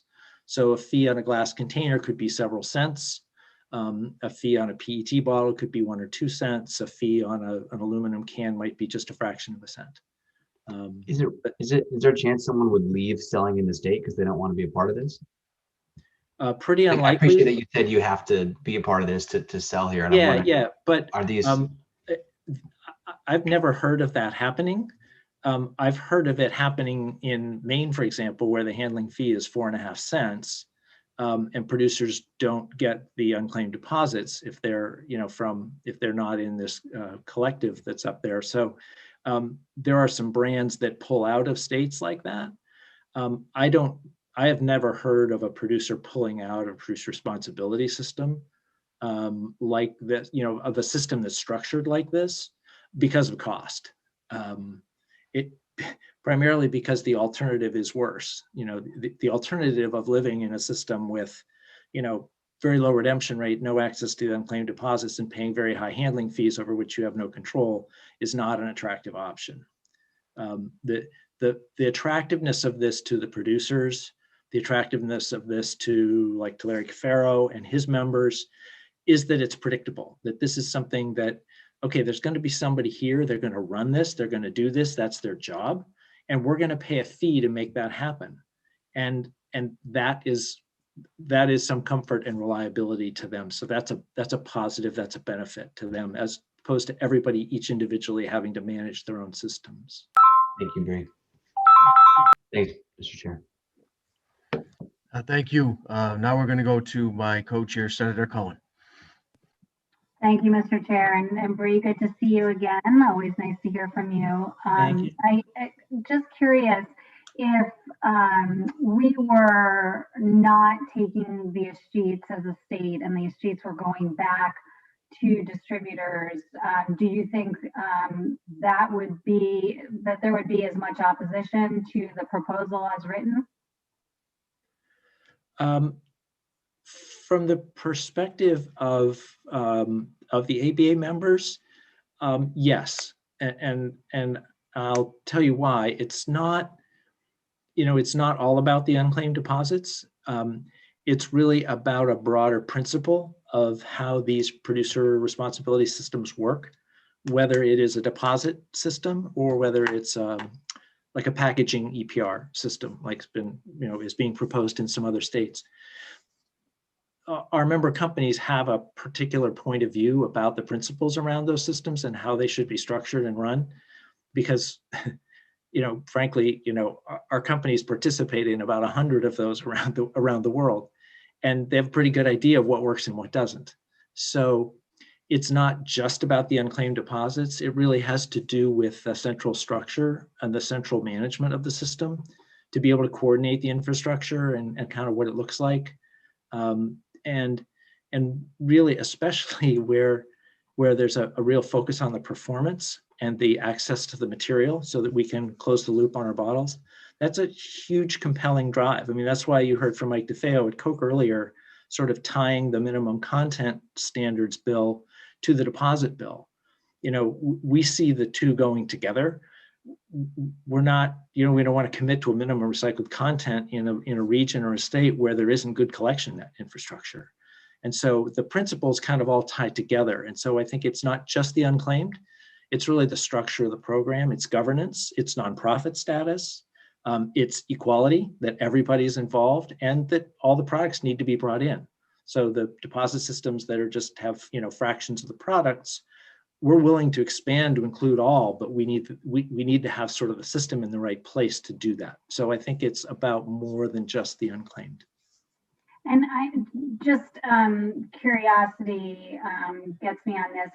How much is a system like this to run the stewardship program with nonprofit? I can't say. I can't tell you. I mean, I think earlier there was some discussion about the presentation that Jules Bailey gave to you from OBRC, or gave to at least some members of the committee. And he may have talked about some of their gross operating costs. But I can't, especially at 12:09 in the morning, I can't guarantee that I'm going to give an answer that will make sense right now. So it is, I can't tell you. I mean, it's so the plan is to create a system with this nonprofit central to it, and the fee would be based upon whatever is determined that it would cost to run the program. Right. So the cost of the program is the cost of the organization itself, paying for the redemption network that's out there, whatever that redemption network looks like, paying for the collection of the containers from that whole network to come to central processing facilities to be baled and prepared for market, and then selling that material and collecting back the revenue. So you've got all of those operation and administrative costs that are lumped in a big pile. And then you get unclaimed deposits and you get scrap value. And what's left are the fees that go in from the producers. And that will vary with scrap value, with redemption rates. You know, as this becomes successful, as the state has benefited from on the opposite side, as this becomes more successful, unclaimed deposits become less as a factor. You know, at an 80% redemption rate, which Connecticut, to my knowledge, has never reached, at an 80% redemption rate, there is not nearly the unclaimed deposits that there are today at 40. So it changes all the time. The scrap values change all the time, and costs will change over time. So the fees for the producers will be different. Literally every 6 months or every 12 months, they'll change. They'll be paying a different fee based on what they sell. So the unknowns in all of this for distributors or manufacturers or whoever's participating in this model are those concerns might be waylaid by the fact that this should eventually become lucrative for everybody participating? No, it can't be lucrative. It's a nonprofit. So, okay, I know my time's up. I have some serious concerns. But thank you. Great. Well, the Oregon system is not for profit. The Oregon system, at least as at times in its history, generated income for its owners. But that's not the model we're looking for here. We're looking for a not-for-profit motive, a not-for-profit entity, so that it doesn't make money. Thank you, Senator, and thank you, Bree, for your unique perspective and for your endurance in waiting and testifying. So thank you, Mr. Chair. I don't think I have ever crossed over a date line during a hearing, so that I am. This may be a first. Once maybe in Texas, but thank you very much. I appreciate your time very much. All right, thank you. Next we have Betsy Guerra, followed by Lori Vitigliano. Good morning, Senator Cohen, Senator Minor, Representative Gresco, Representative Harding. My name is Elizabeth Guerra. I'm the Executive Director of the Connecticut Water Works Association, which is a trade association of private, municipal, and regional water authorities. And I'm here to talk about road salt. We're supporting sections 1 through 3 of Senate Bill 1031, which will help mitigate the harmful effects of road salt on drinking water supplies and critical system components by making the Green Snow Pro training available and also by certifying road salt applicators. As others have testified, road salt can have a devastating impact on water quality. It also has a very corrosive impact on equipment, including water system infrastructure, intakes, et cetera. And it's a big concern. And recognizing this, water utilities utilize a multi-barrier source water protection program to try to minimize the risk associated with road salt. And clearly protecting the source waters, reducing the application of road salt on our roads and other paved areas is the best way to minimize the impact of sodium chloride on public water supplies, because treatment is very expensive and often impractical. But the reason that I'm still awake and the reason I'm here tonight is because I have questions on Section 5. As drafted, Section 5 imposes this kind of confusing requirement on water companies to test a customer's water prior to recommending a water softener. And I don't think that this section reflects that under state and federal Safe Drinking Water Act laws, that water utilities, water companies serving customers of 25 or more must adhere to very strict monitoring and testing requirements, notification requirements, and they test on an ongoing basis for more than 20 different potential contaminants, including sodium and chloride. So again, I'm just confused as to why this would have a separate testing requirement. And I'm certainly willing to try to help address whatever issue it is, but it doesn't make sense as drafted. And it may be that the issue has to do with private wells, because private wells are not required to be tested. And so that could be an issue. I know with respect to sodium, water utilities are required to notify customers if the sodium levels exceed 28 milligrams per liter.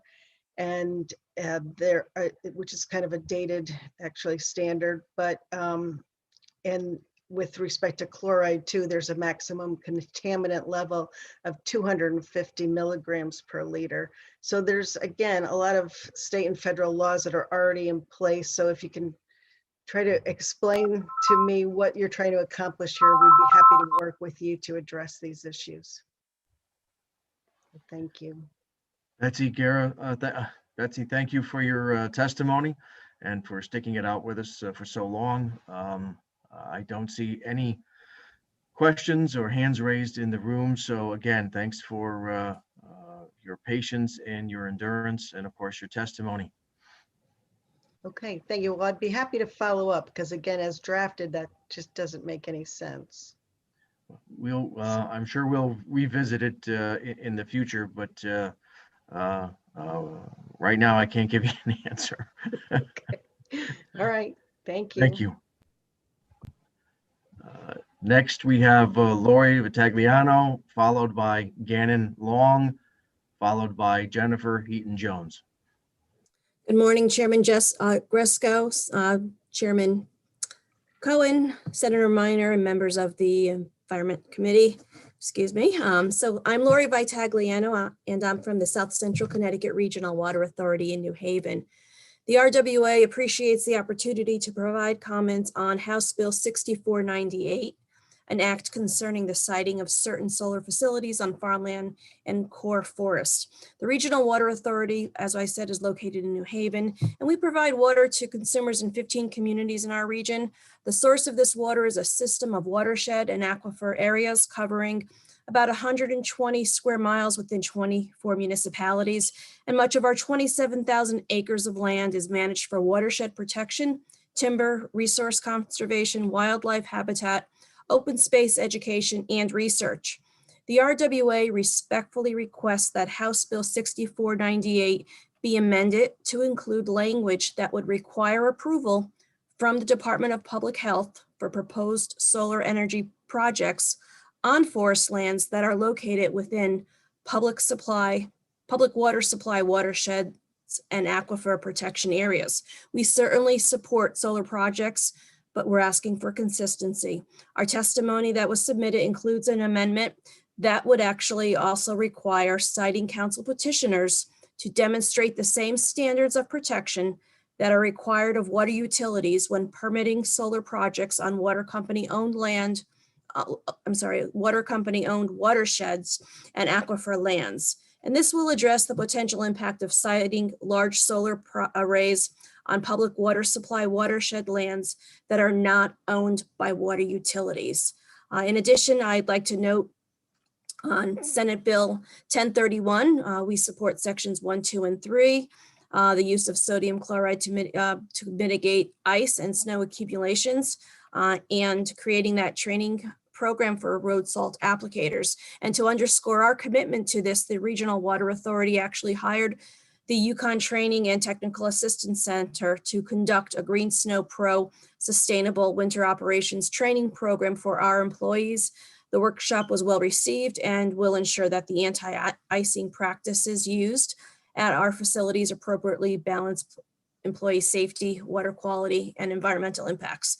So thank you. I think I've beat the clock there, and hopefully I didn't go too quickly.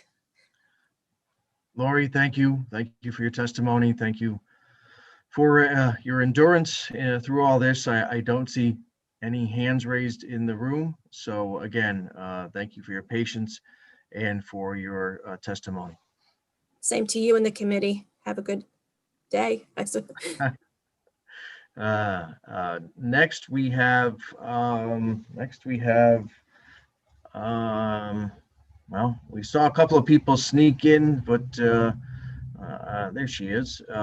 We have Sarah Evans, followed by Brian Paganini, and then Jennifer Eaton-Jones. Good evening, co-chairs Cohen and Gresco and members of the committee. I'm an assistant professor in environmental medicine and public health at the Icahn School of Medicine at Mount Sinai, where I work with a team of pediatricians and scientists to research, prevent, and treat diseases of environmental origin. I'm here to express our support of SB 926. I'm also a lifelong Connecticut resident. I grew up in Ridgefield, and I am now living in Fairfield with my family. You've heard today from many that PFAS exposure is widespread and harmful to health, but I want to also emphasize PFAS impacts on child health. The CDC finds PFAS chemicals in the blood of nearly all Americans down to 3 years of age, the youngest enrolled in their studies. We also know that PFAS exposure begins before birth, with PFAS chemicals detectable in cord blood, indicating transfer from mother to fetus. Children are at greater risk for PFAS exposures. They eat and drink more for their body weight than adults, making them susceptible to dietary exposures to PFAS, and have more future years of life over which persistent chemicals like PFAS accumulate in their bodies and chronic diseases develop. Numerous health impacts have been associated with PFAS exposure in children, including obesity, allergy, asthma, reduced vaccine response, thyroid impairment, altered pubertal onset, and impaired neurodevelopment. And the impacts of PFAS toxicity are highlighted by the COVID-19 pandemic. Recent studies find elevated blood levels of some PFAS may increase the risk of more severe COVID-19 outcomes, and also have been shown to reduce the immune response to vaccination, which threatens our ability to achieve herd immunity to COVID-19. I really want to stress that eliminating the threat of PFAS on the environment and health requires restriction of the entire class of chemicals. Short-chain PFAS common in food packaging have similar toxic properties and biopersistence to the longer-chain PFAS that have been banned for harmful health effects, but less than 1% have been tested for toxicity. A voluntary FDA phase-out of just one of these thousands of short-chain PFAS was implemented last year based on toxicity studies in rodents. And we know enough about the molecular structure and mechanism of action of these chemicals to suggest that the entire class is similarly toxic to human health. We cannot continue to allow manufacturers to replace one PFAS chemical with another, only to discover years later that the replacement is similarly toxic. And I want to add to the earlier discussion about fluoropolymers. So there's an argument that these materials are large and biologically inert, and that they should be exempt from regulation. However, low molecular weight PFAS with known toxicity are released during the manufacture, use, and disposal of these molecules and get into the waste stream and people's bodies. The PFOA contamination that poisoned the drinking water of the Ohio River Valley and led to numerous class action lawsuits occurred because of PFOA that was produced in the manufacture of the fluoropolymer Teflon. Production of fluoropolymers is also associated with production of potent greenhouse gases that contribute to the climate crisis. We know that diet is the major source of PFAS exposure. largely due to leaching of PFAS from food packaging and contamination of drinking water. So removal of PFAS from food packaging is an expedient and effective way to reduce population-wide exposure. So we know that this legislation would be effective when we restricted PFAS and PFOA and PFOS. We saw a reduction in population level body burdens of these chemicals, and we need to go a step further to protect the health of Connecticut residents by reducing exposure to all of the PFAS chemicals.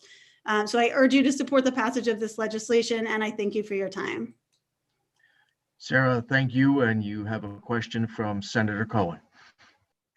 Thank you, Mr. Chair. And it is really fun for me to see you, Sarah, because what people don't know is that Sarah and I have been friends since grade school, and we graduated from high school together, and I had no idea that she was on our list tonight. So it is fantastic to see you. And actually, we had a discussion about this at our high school reunion.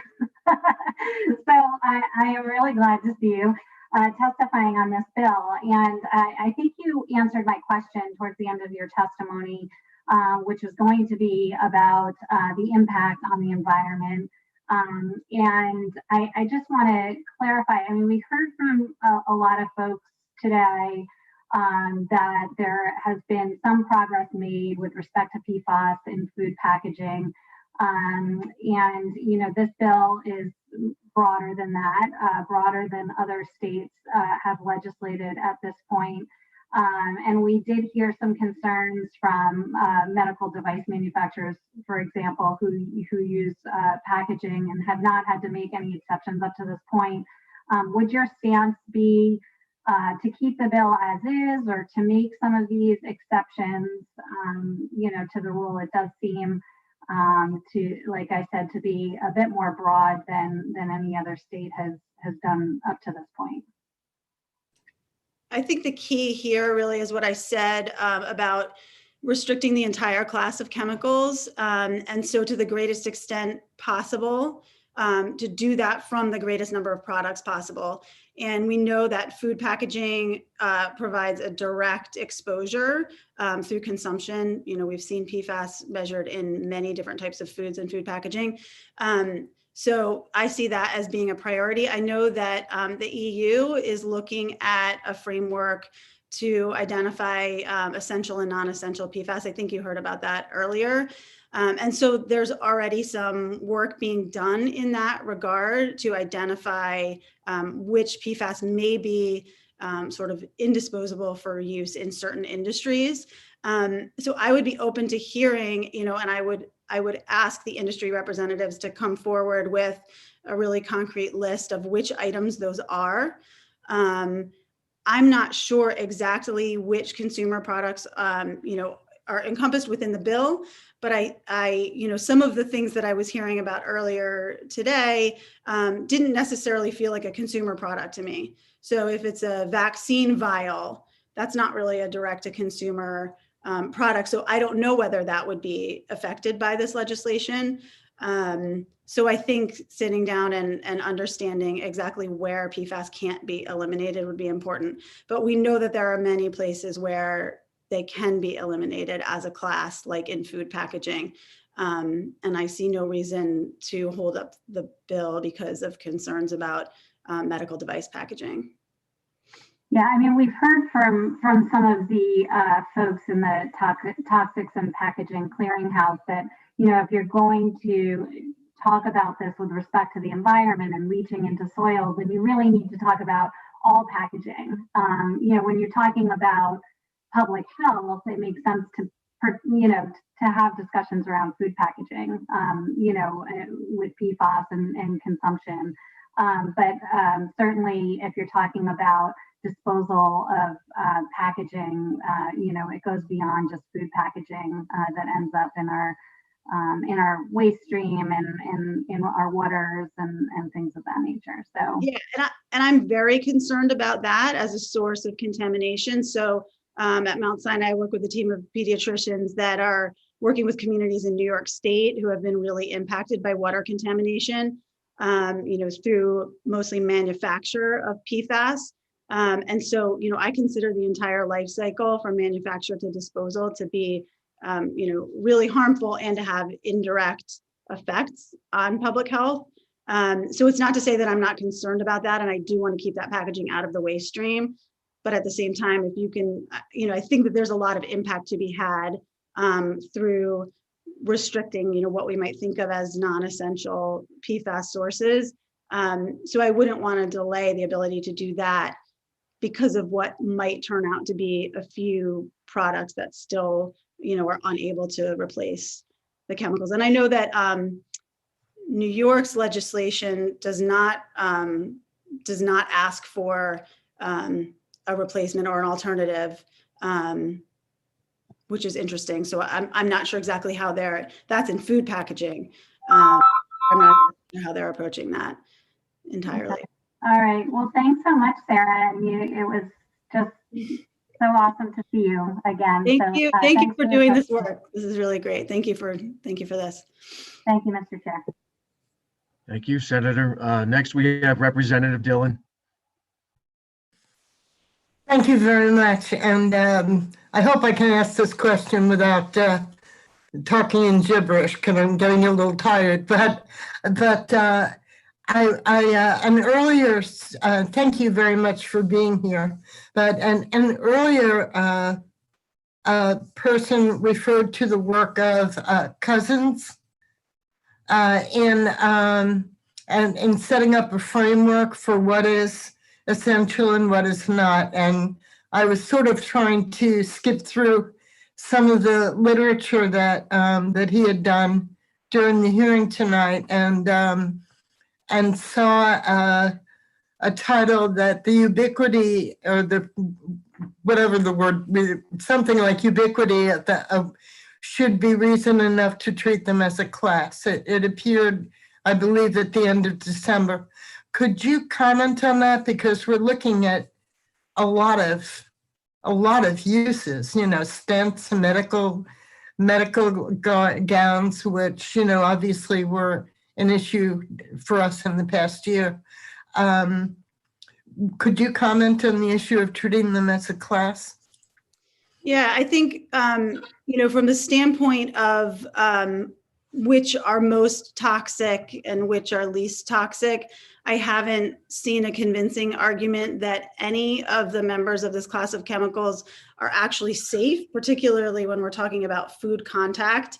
And while some may be reported to be less bioaccumulative than others, they're still bioaccumulative, or they break down into other molecules that are bioaccumulative.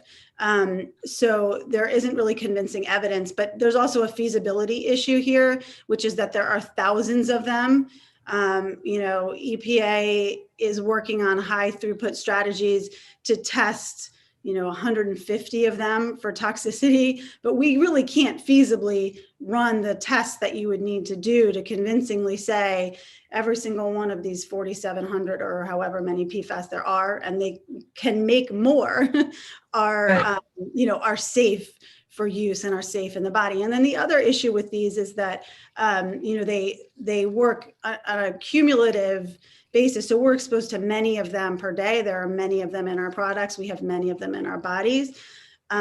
We don't even yet have the technology to test for all of them. So we're not testing the water supply for every single one of these classes of chemicals that are being used. We're only testing the water supply for a subset. So we don't know the extent of contamination, and we don't know the extent of our body burden. But because we can be exposed to multiple types of PFAS from many different products every day, there's a concern that we have that kind of cumulative impact. So I think there's a feasibility issue, and there's also, the fact that you can look at this class of chemical and look at the molecular structure and reason that that is going to be a bioaccumulative and potentially toxic chemical, and we need to just get rid of it. And would it be accurate, and I'm trying to reach back to some of the earlier testimony, to say that what is considered essential doesn't attach in any way to the safety of that particular molecular structure, that particular type of PFAS. It attaches to the importance of the use of that particular product. Is that yeah. Yeah, if there is, and I think this is one of the arguments that some of the industry representatives were trying to make, that there's a human health benefit to using this this chemical in this particular product. I think that that's the argument, and I think that's the framework that they're laying out in the EU. And I think you know, there's some anticipation that by next year they will have identified which products are essential, you know, working together with industry to create this list. So they may be doing some of the work that you might want to do for you.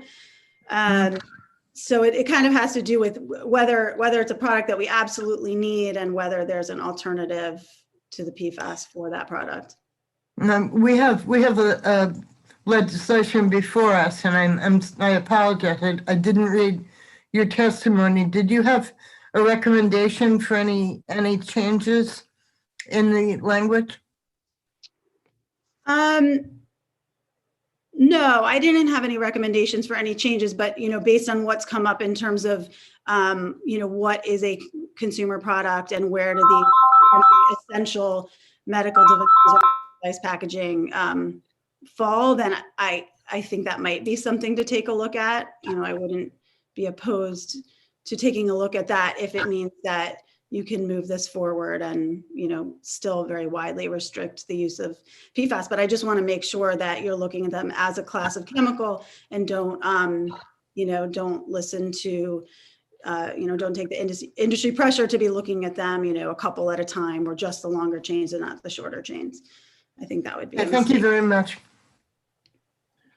And thank you, Sarah. Thanks for passing the endurance test. And we have a good night. Next, we're going to move on to Brian Paganini, followed by Gannon Long, and then Jennifer Eaton-Jones. Thank you, Representative Gresco, Senator Cohen, Vice Chairs and Ranking Members. My name is Brian Paganini. I'm the Vice President and Managing Director of Quantum Biopower. We operate and own the first and now the second anaerobic digester here in the state of Connecticut, as well as an accompanying packaging facility, which we process about 100 tons of food waste per day, strictly food waste, producing about a megawatt of electricity, fertilizer, and mulch products from roughly 40,000 tons a year of waste that we produce. I'm testifying this evening on House Bill 6503, citing anaerobic digestion on farms, as well as Senate Bill 930, food waste diversion facilities. So, for the sanctity of time and getting right to it, simply stated, we support the farm anaerobic digestion bill, and furthermore support the coexistence of farm AD with commercial scale AD like we operate alongside here in Southington. In an effort to protect against overbuilding the state's fleet of digestion facilities, the existing language that states at least 50% by volume farm generated organic waste from an animal feed operation, we suggest should stay in place, as well as a 50% limit on incoming food waste will ensure that the economics of a facility are enough to offset the cost of capital for on-farm generated waste. Without the cap, the state runs the risk of overbuilding these facilities beyond what is needed to manage the available organics currently in the state of Connecticut. And overbuilding of anaerobic digesters is well documented. Certain areas started having to grow energy crops to keep digesters fed. Quantum also supports the triggering of solid waste permits once other solid waste operations are introduced into a digestion field, like depackaging facilities. Depackaging processes and those sorts of facilities more closely resemble traditional solid waste operations, such as material recovery facilities, due to their high volume traffic, waste and recyclables created from those processes, and utilization of separation systems and conveyance equipment. Therefore, we recommend that the legislation specify that organics generated off-farm be source separated, which simply means there's no packaging in that material. This definition would prevent farms from turning into centers of expansive solid waste operation. And finally, we also support and encourage the even and fair application of existing regulatory compliance standards, standards that Quantum has been held to for 5 years, specifically state regulations and reporting standards relative to the tracking and reporting of all inbound and outbound materials and nutrients from the point of generation within the digestion process to the digestate products, the material left over once finished products are created. Simply stated, every drop of stuff that comes in and out of our digester, we must track and record. And it should be the same for others regulated in the Connecticut DEP and all legislators. So, and relative to Senate Bill 930, we support the increase of the diversion mandate and generating more organics from the commercial space. We believe that this will, obviously invoke all the great work that was done through the CMMS and giving voice to municipal leaders. So we're in strong support of Senate Bill 930. And I appreciate your time and congratulate you on the rally session here this evening. So thank you. Well, thank you, Brian, for sticking with us through all these hours. And you're not quite done yet. Senator Cohen has a question. Thank you, Mr. Chair. And I know everybody's tired, but this is important. So I want to just ask you a couple of questions. So, and thanks for sticking with us tonight, Brian. Early today, much earlier or yesterday, we heard the DEEP Commissioner make a recommendation to change the food waste diversion bill to not include the expansion of the radius, but rather reduce the tonnage. And I just wondered what your thoughts were on that.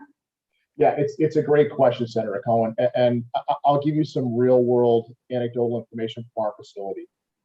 We probably receive, I would say, 10 to 15% of our food waste from the food diversion mandate. So, said another way, currently the mandate is 20-mile radius, roughly a ton of waste per week, threshold. Simply put, we don't really get that much food waste from the diversion mandate, mostly because it lacks a little bit of enforcement and lacks a little bit of incentivization to get folks off the sidelines of the commercial space to bring tons in. So, we applaud the strengthening of the diversion mandate. We think it continues to raise awareness around diverting food. The threshold continuing to lower is great, but we always support deeper incentivization and certain regulation around the mandate to give it a little more teeth to have commercial generators adhere to the standard. Thank you for that. And my other question would be, I have a couple of questions. Hopefully get them in before my 5 minutes is up. Do you see the state poised with this legislation to see more growth of anaerobic facilities such as yours in the state? Yeah, another great question. So let me answer it this way.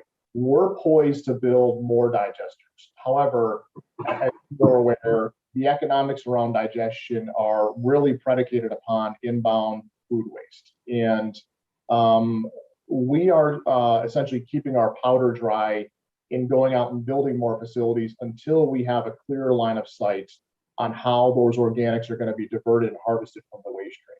So we think and we know there will be more digesters built.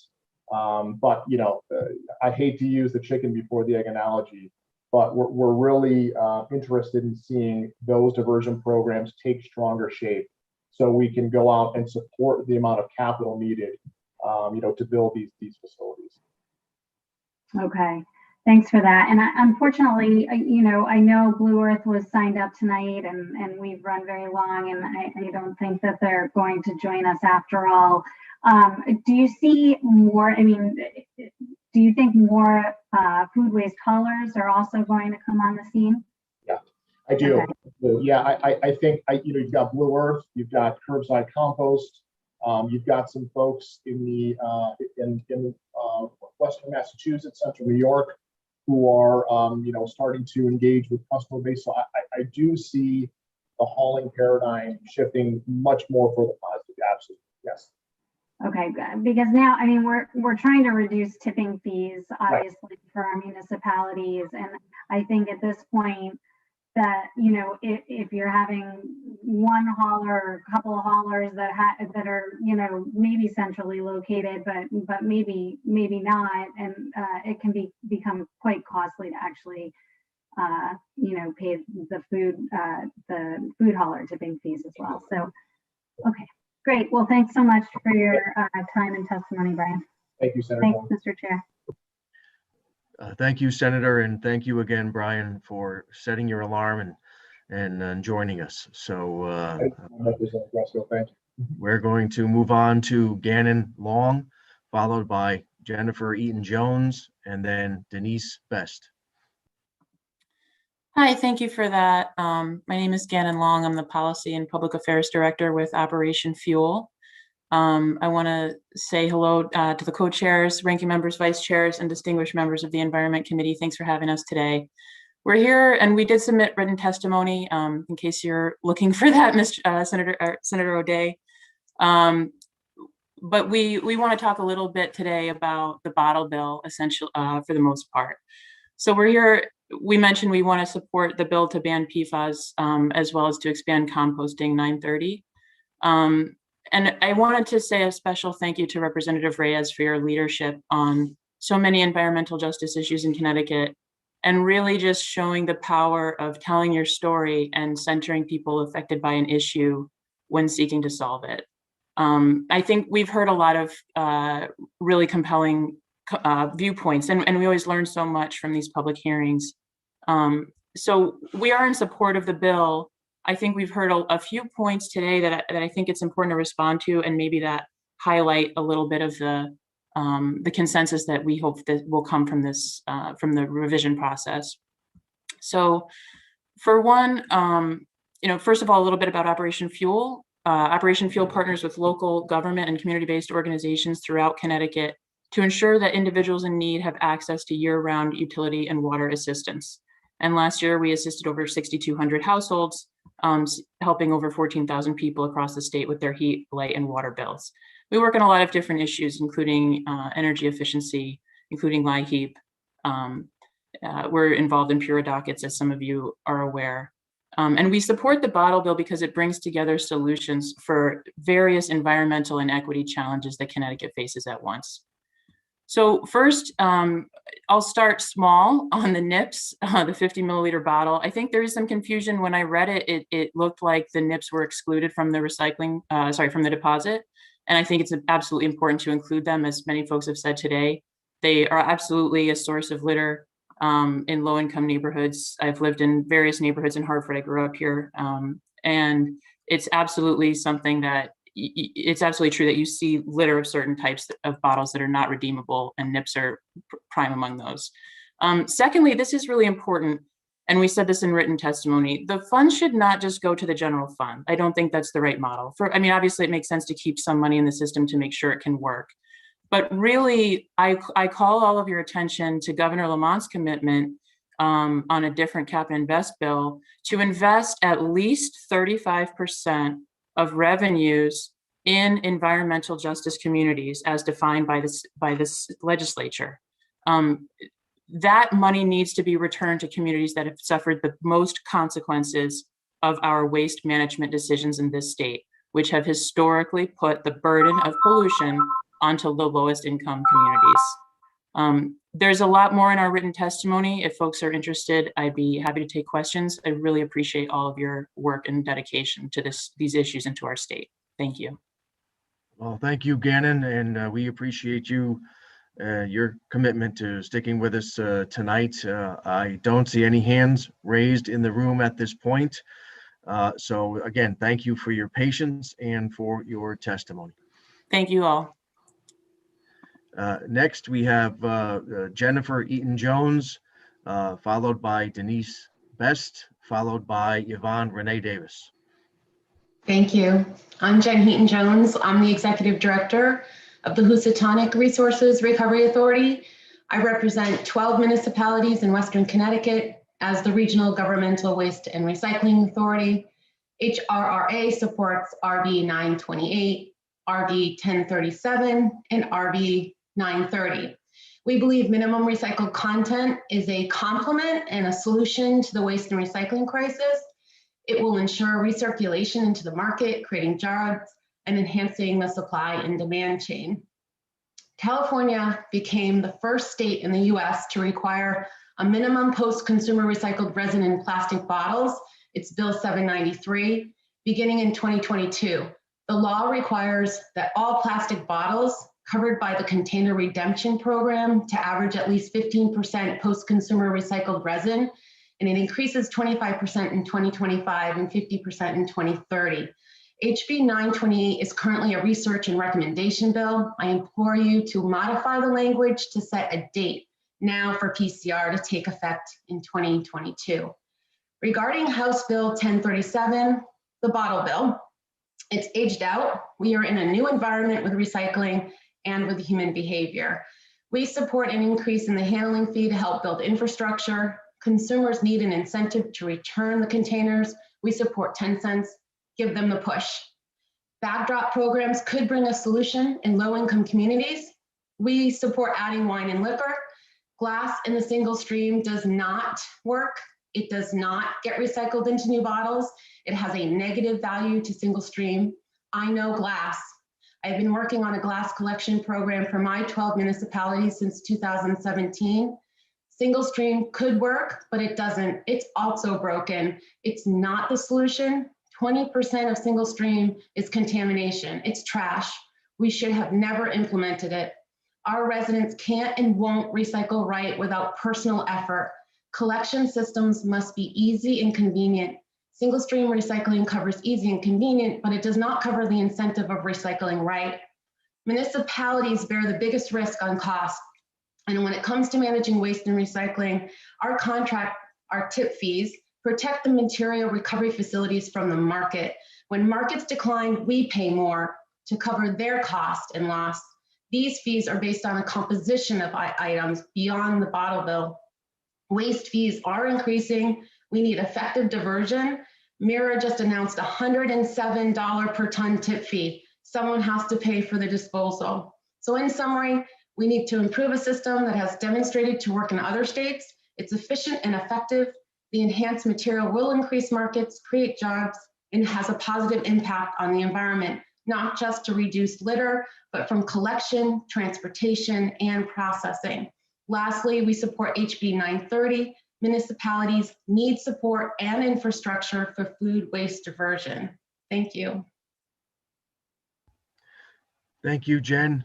Thank you for your hard work over the years at HRRA. And you've got a couple of questions.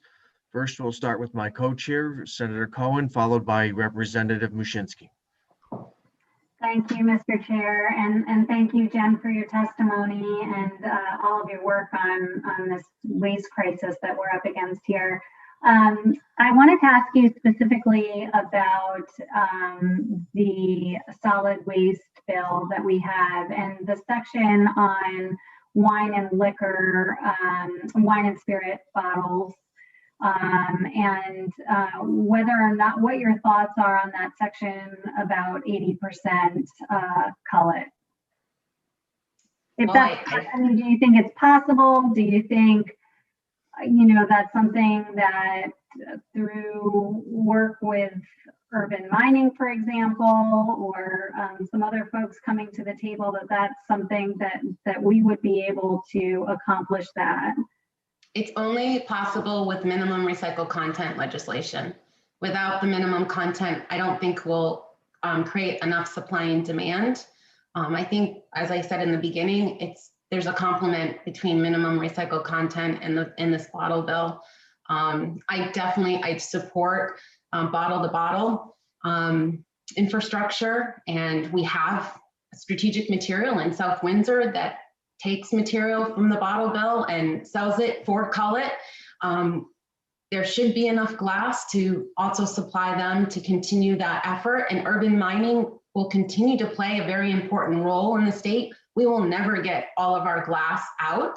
So I do support urban mining as well. I've been grateful for the partnership that we have in HRA with our glass program, but I think we need a little bit of both. And I would suggest that we study what the right percentage is, whether it's 80%, 50%, and be fair to the marketplace. As long as we have a market for the material, because industrial filler for cement that urban mining is making is also an important market material to help boost our recycling. Thanks, and thanks for mentioning strategic materials, because I do think they play an important role here too. And I know they were signed up to testify as well. I think we've lost quite a few folks as we get into the wee hours of Saturday morning here.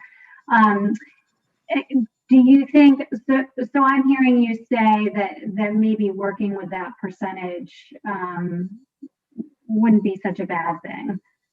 No, I mean, I love to reach high goals. So, and I do think it's reasonable, but I think I think we should look into understanding what other possibilities, the amount of tonnage that we have in the state for glass, what's going to single stream, and what's the potential of pulling enough glass out through the bottle bill system that would create enough of that going to recycled content. Great. Thank you. Thank you, Mr. Chair. Thank you, Senator. Next is Representative Mushinski. Hey, Jennifer, just wondering if you did written testimony or not. I need to submit my written testimony. I wanted to make some tweaks. Okay, that's fine. And please include in your testimony what the tipping fees are going to be once the mirror plant is closed and we are now shipping out of state. I will do my best. Okay, thank you. Thanks, Mr. Chairman, Madam Chairman, Chairwoman. Thank you, Mary. Whoever's running this meeting, thank you. Thank you, Mary. And again, thank you, Jennifer, for your endurance and for all your work over the years. Next, we're going to go to Denise Best, followed by Yvonne Renee Davis, and then Diane Lorcell.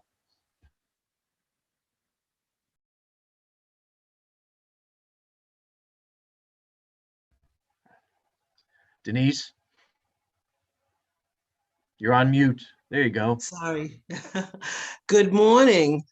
I can't believe I started out wanting to say good morning, then I went to good afternoon, then to good evening, and I'm back to good morning again. My name is Denise Best. I am the chair. I'm sorry. Let me start again. Good evening, Madam Chair, Mr. Chairman, and distinguished members of the Environment Committee.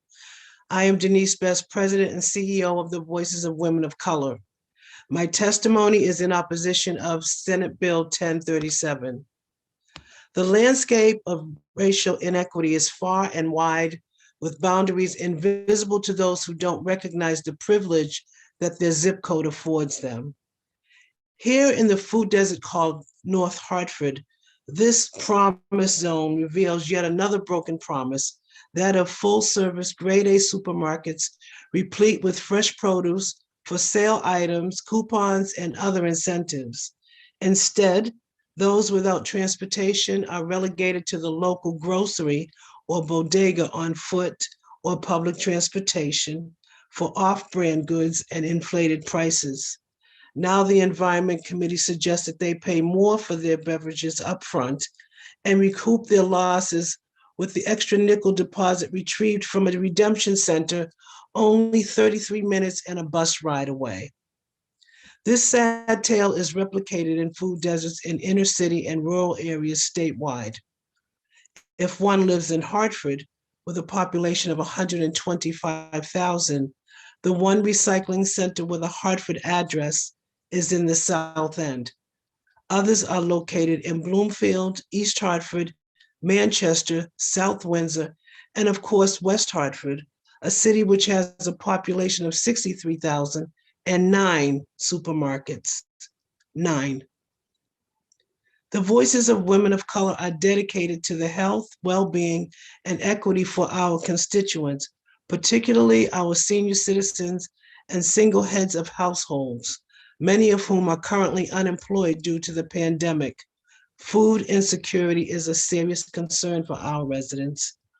This past fall and winter, the Voices partnered with other community organizations to implement the USDA Farms to Families Initiative, and our firm contributed $5,500 to provide Hartford residents with supermarket gift cards.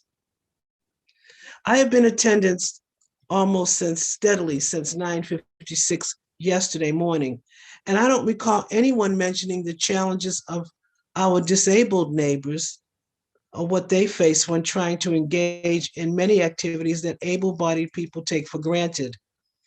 We recommend that the Environment Committee makes a concerted effort to engage individuals who can adequately represent citizens who are disabled, Black, brown, whites living in poverty, those whose reality greatly differs from those who live in more affluent neighborhoods.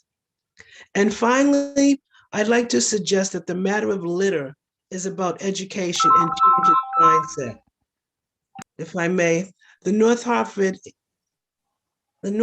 Anti-Litter Campaign, a partnership of 15 North Hartford organizations and the Hartford Police Department, kicked off the initiative in late fall with 3 major cleanups in Blue Hills, North End, and Upper Albany neighborhoods. We organized a slogan contest, and this spring, hopefully our media campaign will include billboards and posters with the winning slogan, "Put waste in its place." Youth engagement activities will be implemented by our youth groups in our middle and high schools to inform students of the negative impact litter has on the places where they live and obtain support and buy-in from students and their families. Thank you. Denise, thank you for, well, good morning, afternoon, evening, and morning again. I don't see any hands raised in the room, so thank you for your endurance, your patience, and your perspective. You're welcome. Thank you all for still being here to hear what I had to say. Have a good day. Yeah, get some sleep. I will. Thank you. You too. Next, we have Yvonne Renee Davis, followed by Diane Lauricella, and then Francis Pilaro. Good morning, Madam Chairman and Mr. Chairman, and all of you distinguished leaders this evening in the darkness of night. My name is Yvonne Renee Davis, and I am a resident of Windsor, Connecticut. And I'm happy to join my colleague and esteemed sister from the Voices of Women of Color, the President Denise Best. And I too am in chorus with the Voices of Women of Color related to SB Bill 1037. It's not time for it to be passed. The work is not done as it relates to the research and really looking at from an empathetical and understanding standpoint about the communities that are impacted. I remember when I was presented with the opportunity to help feed families in the Farmers to Food program. It was Denise and others that we joined together across the Hartford, but it wasn't just Hartford. Representative Dillon knows it was also in New Haven, on Dixwell, also where Betsy Ross School is, and a number of areas within New Haven, Bridgeport, Waterbury, New Britain, Meriden. We fed over 60,000 families last year. And what was interesting about that experience in feeding people who are hungry, and it crossed racial barriers, especially when you went to Meriden and you saw the lines almost a mile long.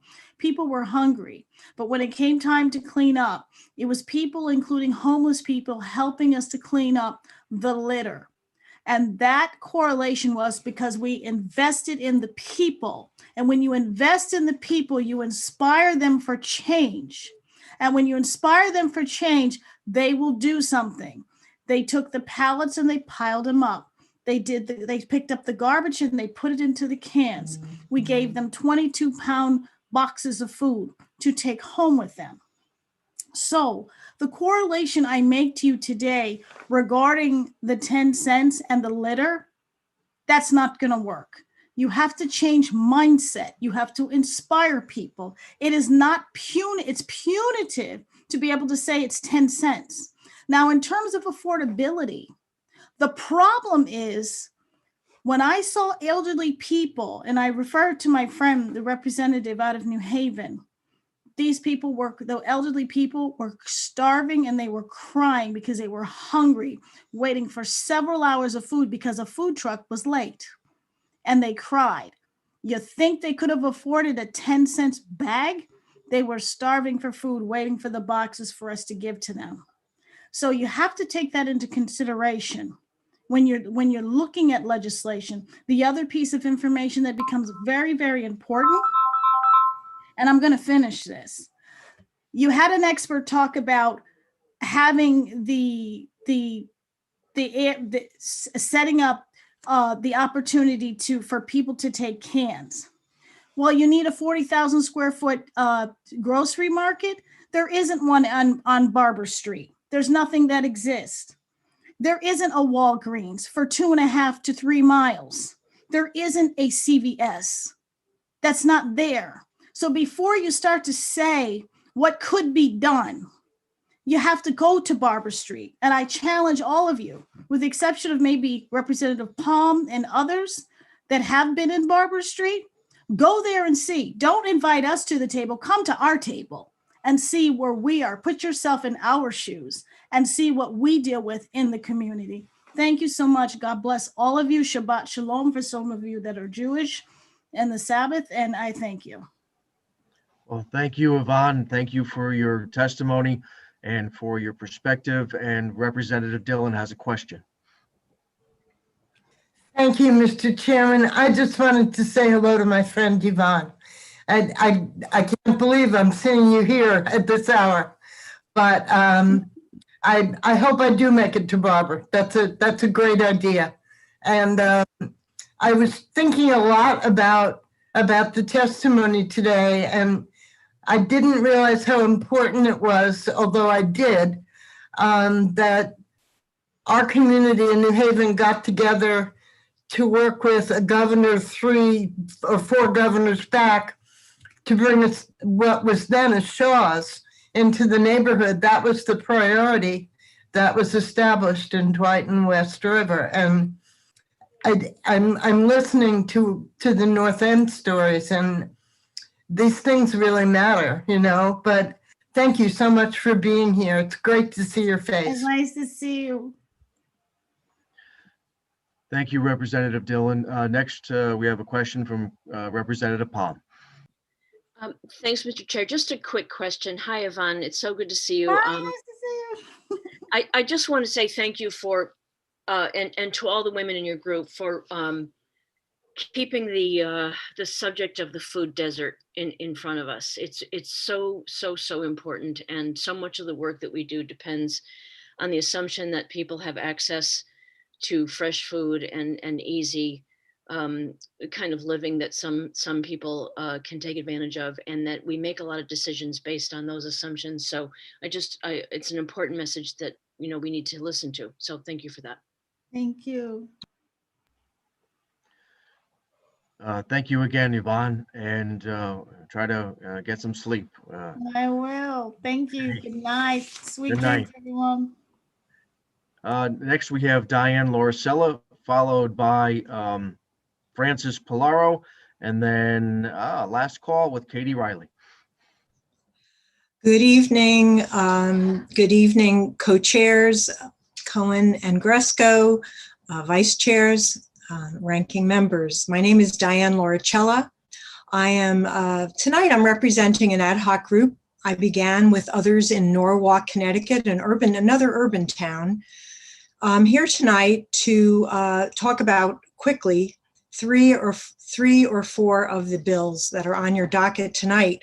While I was waiting, I ended up baking like a storm, and I have hot apple crisp, and I baked part of a pie. I wish I could serve it to you all. I got to stop baking away, but I had a lot of time waiting. The first thing I wanted to speak on is in support of Senate Bill 924, but I do have, and that has to do with the DEP staffing. I'm a former employee of DEP when it was called DEP in the 80s. I was a hazardous waste investigator, and I left as a senior investigator. As a former employee, we always used to feel that DEP was a poor stepchild to DOT. So I just wanted to say that I do believe that a study is needed, but I'm asking that the time be speeded up, September or October of this year, because there will be so many people with the institutional memory that will be leaving.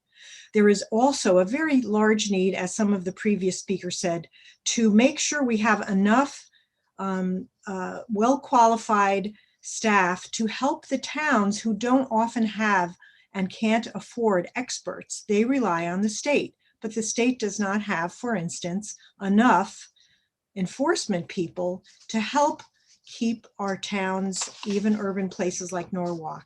The rest of my comments will be based upon rapid fire and the waste management programming. The first one is Senate Bill 930. I'm in favor of this. I wanted to state that I sat in on several of the CCSMM working group because I felt that my town, and the reason we started our Norwalk Zero Waste Coalition, is we didn't feel that our town was optimizing waste streams and reducing them the way they could. I feel that this food waste diversion is one of the most important because it's heavy, it's wet, and I do believe that anaerobic digestion locations need to be mindful, especially in towns like Norwalk, which is a distressed environmental justice community. We need to be mindful where we site these anaerobic digestion companies, and we need to make sure they're spread throughout the state, which I think is the intent of the DEEP. I also want to make sure that that we're cautious about on line 89, class 2. We have to be very cautious about allowing municipal sludge to be used in certain agricultural compost processes. I also lastly want to say in several locations, line 25, I think 54, and 69, that we must look at, I'll wrap up, we must make sure that we look at a regional approach not only to the facilities, and I think we should waive all the waivers for the facilities because we need to include hospitals and schools, but we want to make sure we have a regional approach to towns like mine in Fairfield County, that's Representative O'Day will agree upon. We need more facilities closer so that it's less expensive. And we have to encourage regional programs. In conclusion, I wanted to state that I am in favor of Senate Bill 1037. I am so pleased that the women, the voices of women for color have spoken, but I do think there's a disconnect. I would love to reach out to them to explain to them, in similar to what Alex Rodriguez said, that there are more benefits to upgrading and modernizing than there are detriments. And I wanted just to state that unit-based pricing has to be laid out and messaged in a way that is truthful, because in Worcester, there are people of color, there are low-income folks and LMI people that are doing very well with the program in Worcester. And the city of Worcester in Massachusetts has very much reduced the cost of removing waste. We need enforcement. I just need to interrupt. Yes. Can you summarize, please? Yes. Lastly, I just wanted to ask that the wine and the liquor bottles be put in the system earlier than 2024. I think 2023, the sooner the better, because towns are suffering about the wait. Thank you. Thank you, Diane. And thank you for waiting and for your testimony and for your work on multiple committees. I don't see any hands raised in the room at this point. So again, thank you for your persistence. And oh, wait a minute, we got Representative Michelle. Sorry, thank you, Mr. Chair. Thank you, Diane, for being with us at this time. Can you just elaborate just a little bit, or we could go offline with this? But line 82, I was just curious what we were talking about in the Bill 930. I think you mentioned sludge. Yes. Class 1 composting, it's very specific where it states that it's looking at organic sourcing. Then you have a guarantee of the purity. But when you start including mixed municipal sludge, that could contain lots of material that has heavy metals, other contaminants. And if it's left up to the municipalities, they often don't do as good a job. It gets expensive to do very detailed testing. It will cost them money to do so to guarantee the quality of that compost. And I just think it opens up a Pandora's box, because unless there is enforcement, which the department has had a lot of difficulty doing, some of that material will end up on agricultural lands or on community gardens, and that would not be probably a very healthy thing. Thank you very much for sharing your knowledge, and thank you, Mr. Chair. Thank you. And again, thank you, Diane, for your persistence and for your testimony. Thank you, and good night, everyone. Good night. Next, we have Francis Polaro, followed by Katie Riley, and then Angela Harris. Hello, co-chairs Gresco and Cohen, and ranking member Minor, and members of the committee. My name is Francis Polaro. I'm the executive director of Renew Northeast. We're a trade association, and I have environmental advocates on my board. You've heard from some of them earlier during this hearing. And I also have renewable energy industry members who are developing some of the larger solar projects in the state, and also offshore wind projects, which will be supplying Connecticut in the years ahead as well. I come to you this morning to testify at this point in opposition to the solar siting bill. It's something that my organization has been addressing over the last 4 or 5 years.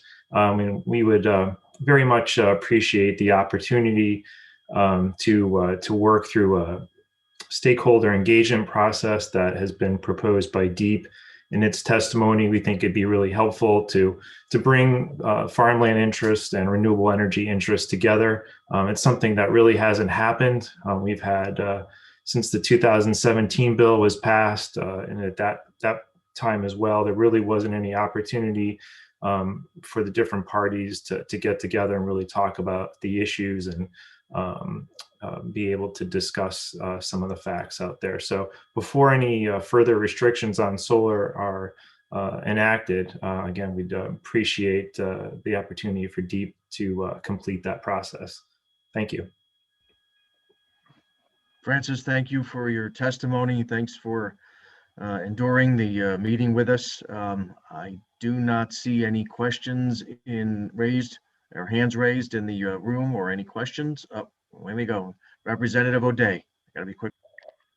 I'll be real quick. I'm sorry, Mr. Chair. Just, sir, thank you so much for sticking around. Solar and expanding it is a big deal here, and I appreciate you sticking around and giving us your testimony. Thank you very much, sir. Okay, great. And I did submit some testimony around the lunch hour yesterday as well. So thank you very much. Again, thank you, Francis, and get some sleep. Have a good morning. Next we have Katie Riley, followed by Angela Harris. Thank you, Chair Gresco. Thank you, Chair Cohen, and thank you, members of the Environmental Committee, for the opportunity to provide comments on Senate Bill 926. Thank you also for sticking with me as the almost last testimony on a very long day. But also just thank you for your thoughtful questions that you've had throughout this entire long day, and the engagement that you've had with those of us that are here till the very early morning. It's much appreciated. My name is Katie Riley. I'm the Director of Environmental and Sustainability Policy at the Consumer Technology Association. We go by the acronym CTA. CTA is North America's largest technology trade association.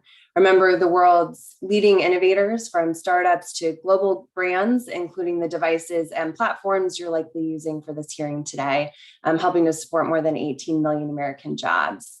CTA supports sensible regulation of toxic chemicals, but the way in which this bill is written does present some challenges for how our companies manage and eliminate chemicals throughout their supply chain. As you're already aware from testimony today, PFAS is a large, diverse group of a couple thousand chemical compounds, and their properties vary widely.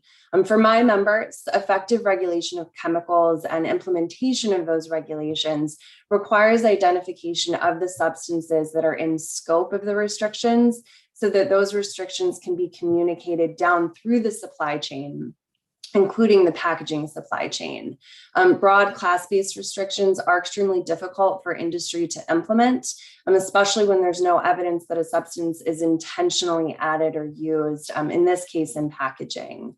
In terms of the ability of my members to manage chemicals in their supply chain, we would request a specific PFAS that are of concern in the types of packaging we use, and those chemicals to be listed by their CAS registry numbers to ensure that any restrictions are implementable by industry. Additionally, the bill right now focuses on any introduced PFAS. Our members are primarily concerned with any unintentionally introduced PFAS that might be, in our packaging material, say as the result of a byproduct of the manufacturing process. And the bill actually has a definition of intentionally added in it, but the section specific to PFAS doesn't use that definition for the PFAS ban, and we would highly encourage the inclusion of the term intentionally introduced into that section.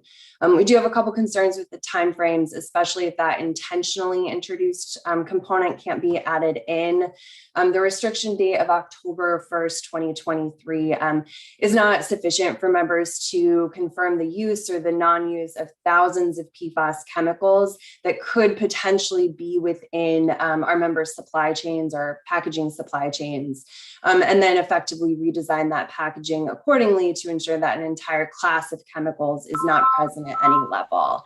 So just appreciate your consideration of these concerns regarding the regulation of chemicals and packaging. Thank you for your time, and I'm happy to answer any questions. Well, Katie, thank you for your patience and for sticking with us through this hearing, and for your suggestions in your testimony, suggestions to the language changes. I don't see any hands raised in the room, so again, we appreciate your patience and your testimony, and try to get some sleep. You too. Thank you. Good night. And last but not least, we have Angela Harris. Distinguished senators and representatives from the Connecticut General Assembly Environment Committee. Greetings, my name is Ms. Harris, and I thank you all for allowing me to share with the Environment Committee this morning for the first time ever. I've listened all day and night and appreciate the opportunity to lift my voice on this matter. Though I'm affiliated with several organizations, I come to you today speaking to you as a concerned citizen and resident of Hartford, Connecticut. And as a woman of color, serving a predominantly African-American and Latinx community with a keen focus on health, well-being, and equity, particularly for those that are attempting to thrive in the North Hartford Promise Zone, comprising the Northeast, Clay Arsenal, and Upper Albany neighborhoods. I too am an environmentalist with concern for the well-being of the one earth that the Lord has blessed us with. Recycling, reducing, reusing, plus remediating ills of our past are all important mechanisms for taking care of our earth, for our own future, and for the future of our descendants. I have held on all day to share my concerns and to speak out against Senate Bill 1037, an act concerning solid waste management as it is written. I ask that you follow an acronym I've penned, Deep Dive, which is something I believe this committee and the various coalitions in favor of this bill should have considered prior to raising such a bill that could have unintended negative consequences. Laws passed in the state of Connecticut must factor in the impact on everyone, including those who have historically been ignored, marginalized, and underserved. When we speak of systemic racism and inequity, this is a typical example of how a well-meaning legislation could have awful impacts on those seniors and others living with fixed incomes, including those on Social Security, who often are deciding between payment for food or prescription drugs when their budgets cannot afford both, especially at the end of the month. It is from a place of privilege that these decisions like this one can be made without even considering viable alternatives, while witnessing the devastating financial impact that the current pandemic has had on families and essential workers living on often reduced hourly wages, many on multiple part-time jobs without benefits and/or without their own transportation. The working poor don't need another hand in their pocket when already struggling to make ends meet. I ask that you reconsider the wisdom of this bill at this time in our history, and I challenge you to do a deep dive.